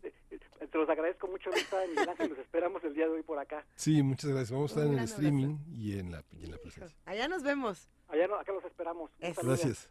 Oigan, y nosotros como que ya nos íbamos, sentíamos... ¡Ah! ¿Qué estás haciendo aquí, querida Frida Saldívar? Muy buenos días. Abeja reina. ¿Cómo se metió nuestra productora aquí? No nos dimos ni cuenta. Un agujerito que estaba, logré entrar volando. Pues los invitamos a que sintonicen las frecuencias tanto de radio como de televisión de la UNAM. Y primero iniciamos con el 96.1 de FM, ya que tenemos a las 10 de la mañana la segunda temporada de Calme Cali con la poesía zapoteca de Irma Pineda. ¡Uy, qué bonito! Sí. Y a las 11:50 tenemos con la maestra Margarita Castillo la cartelera musical que siempre está los jueves para presentarla aquí en Radio UNAM. A las 6 de la tarde el programa en vivo Al Compás de la Letra con invitados especiales en torno a la literatura y escritores, poetas.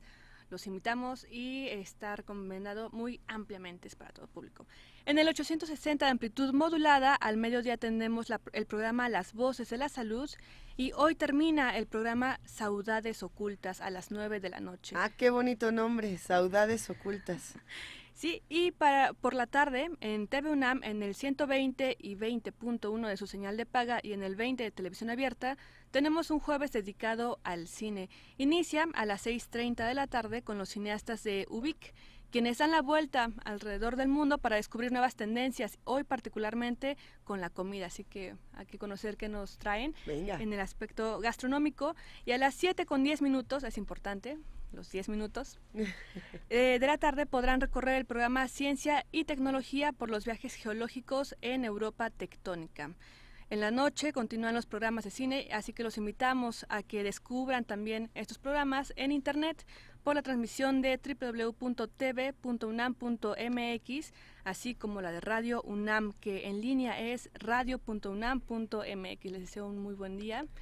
Sigan en las frecuencias de Radio UNAM y TV UNAM. Y por supuesto, sí, los invitamos a que consulten la cartelera de TV UNAM, que se encuentra en su cuenta de Twitter. Todas las mañanas suben una buena programación, que hoy, por ejemplo, van a estar los youtubers. ¡Hijo! Sí. Bueno, ya veremos. Gracias, querida Frida. Yo quería adelantarles que este sábado se inaugura el 6º Festival Artístico de Otoño con el estreno de 6 obras de 6 compositores mexicanos contemporáneos. La entrada es libre, es a las 8 de la noche.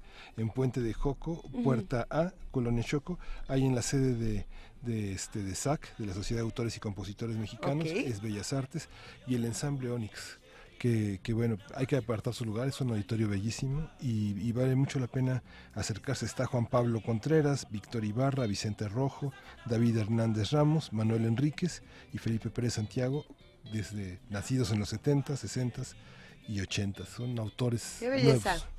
Venga, pues queda hecha esta invitación, la compartiremos en nuestras redes sociales y nos despedimos por ahora de Primer Movimiento. Nos vamos a escuchar mañana. Ay, se oyó medio... ¿Fue mi audífono o fue el universo? ¿No? Se metió una señal intergaláctica. Ya nos vamos y vamos a escuchar parte de las... Es que ya no sé cómo decirle, querido Miguel Ángel, porque ya nos escribieron para decirnos que hasta lo que no por decir curaduría. Entonces vamos a encontrar una palabra muy hermosa. Vamos a escuchar a Samba Mapangala, que desarrolló su carrera musical entre Uganda y Kenia, aunque nació en el Congo, y bueno, él se ha caracterizado por la fusión de rumba africana, soukous, congolés, y bueno, Mansita es una canción de su disco Volcán Virunga de 1990, y lo acompaña su mítica banda, la Orquesta Virunga. Es una curaduría de Ricardo Peláez. Vamos a escucharlo. Gracias, Miguel. Y bueno, esto fue Primer Movimiento. El mundo desde la universidad.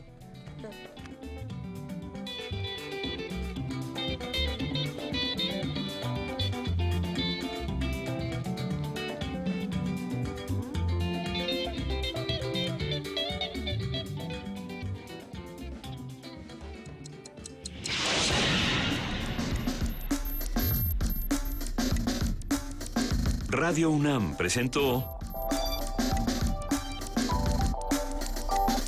Primer Movimiento. El mundo desde la universidad.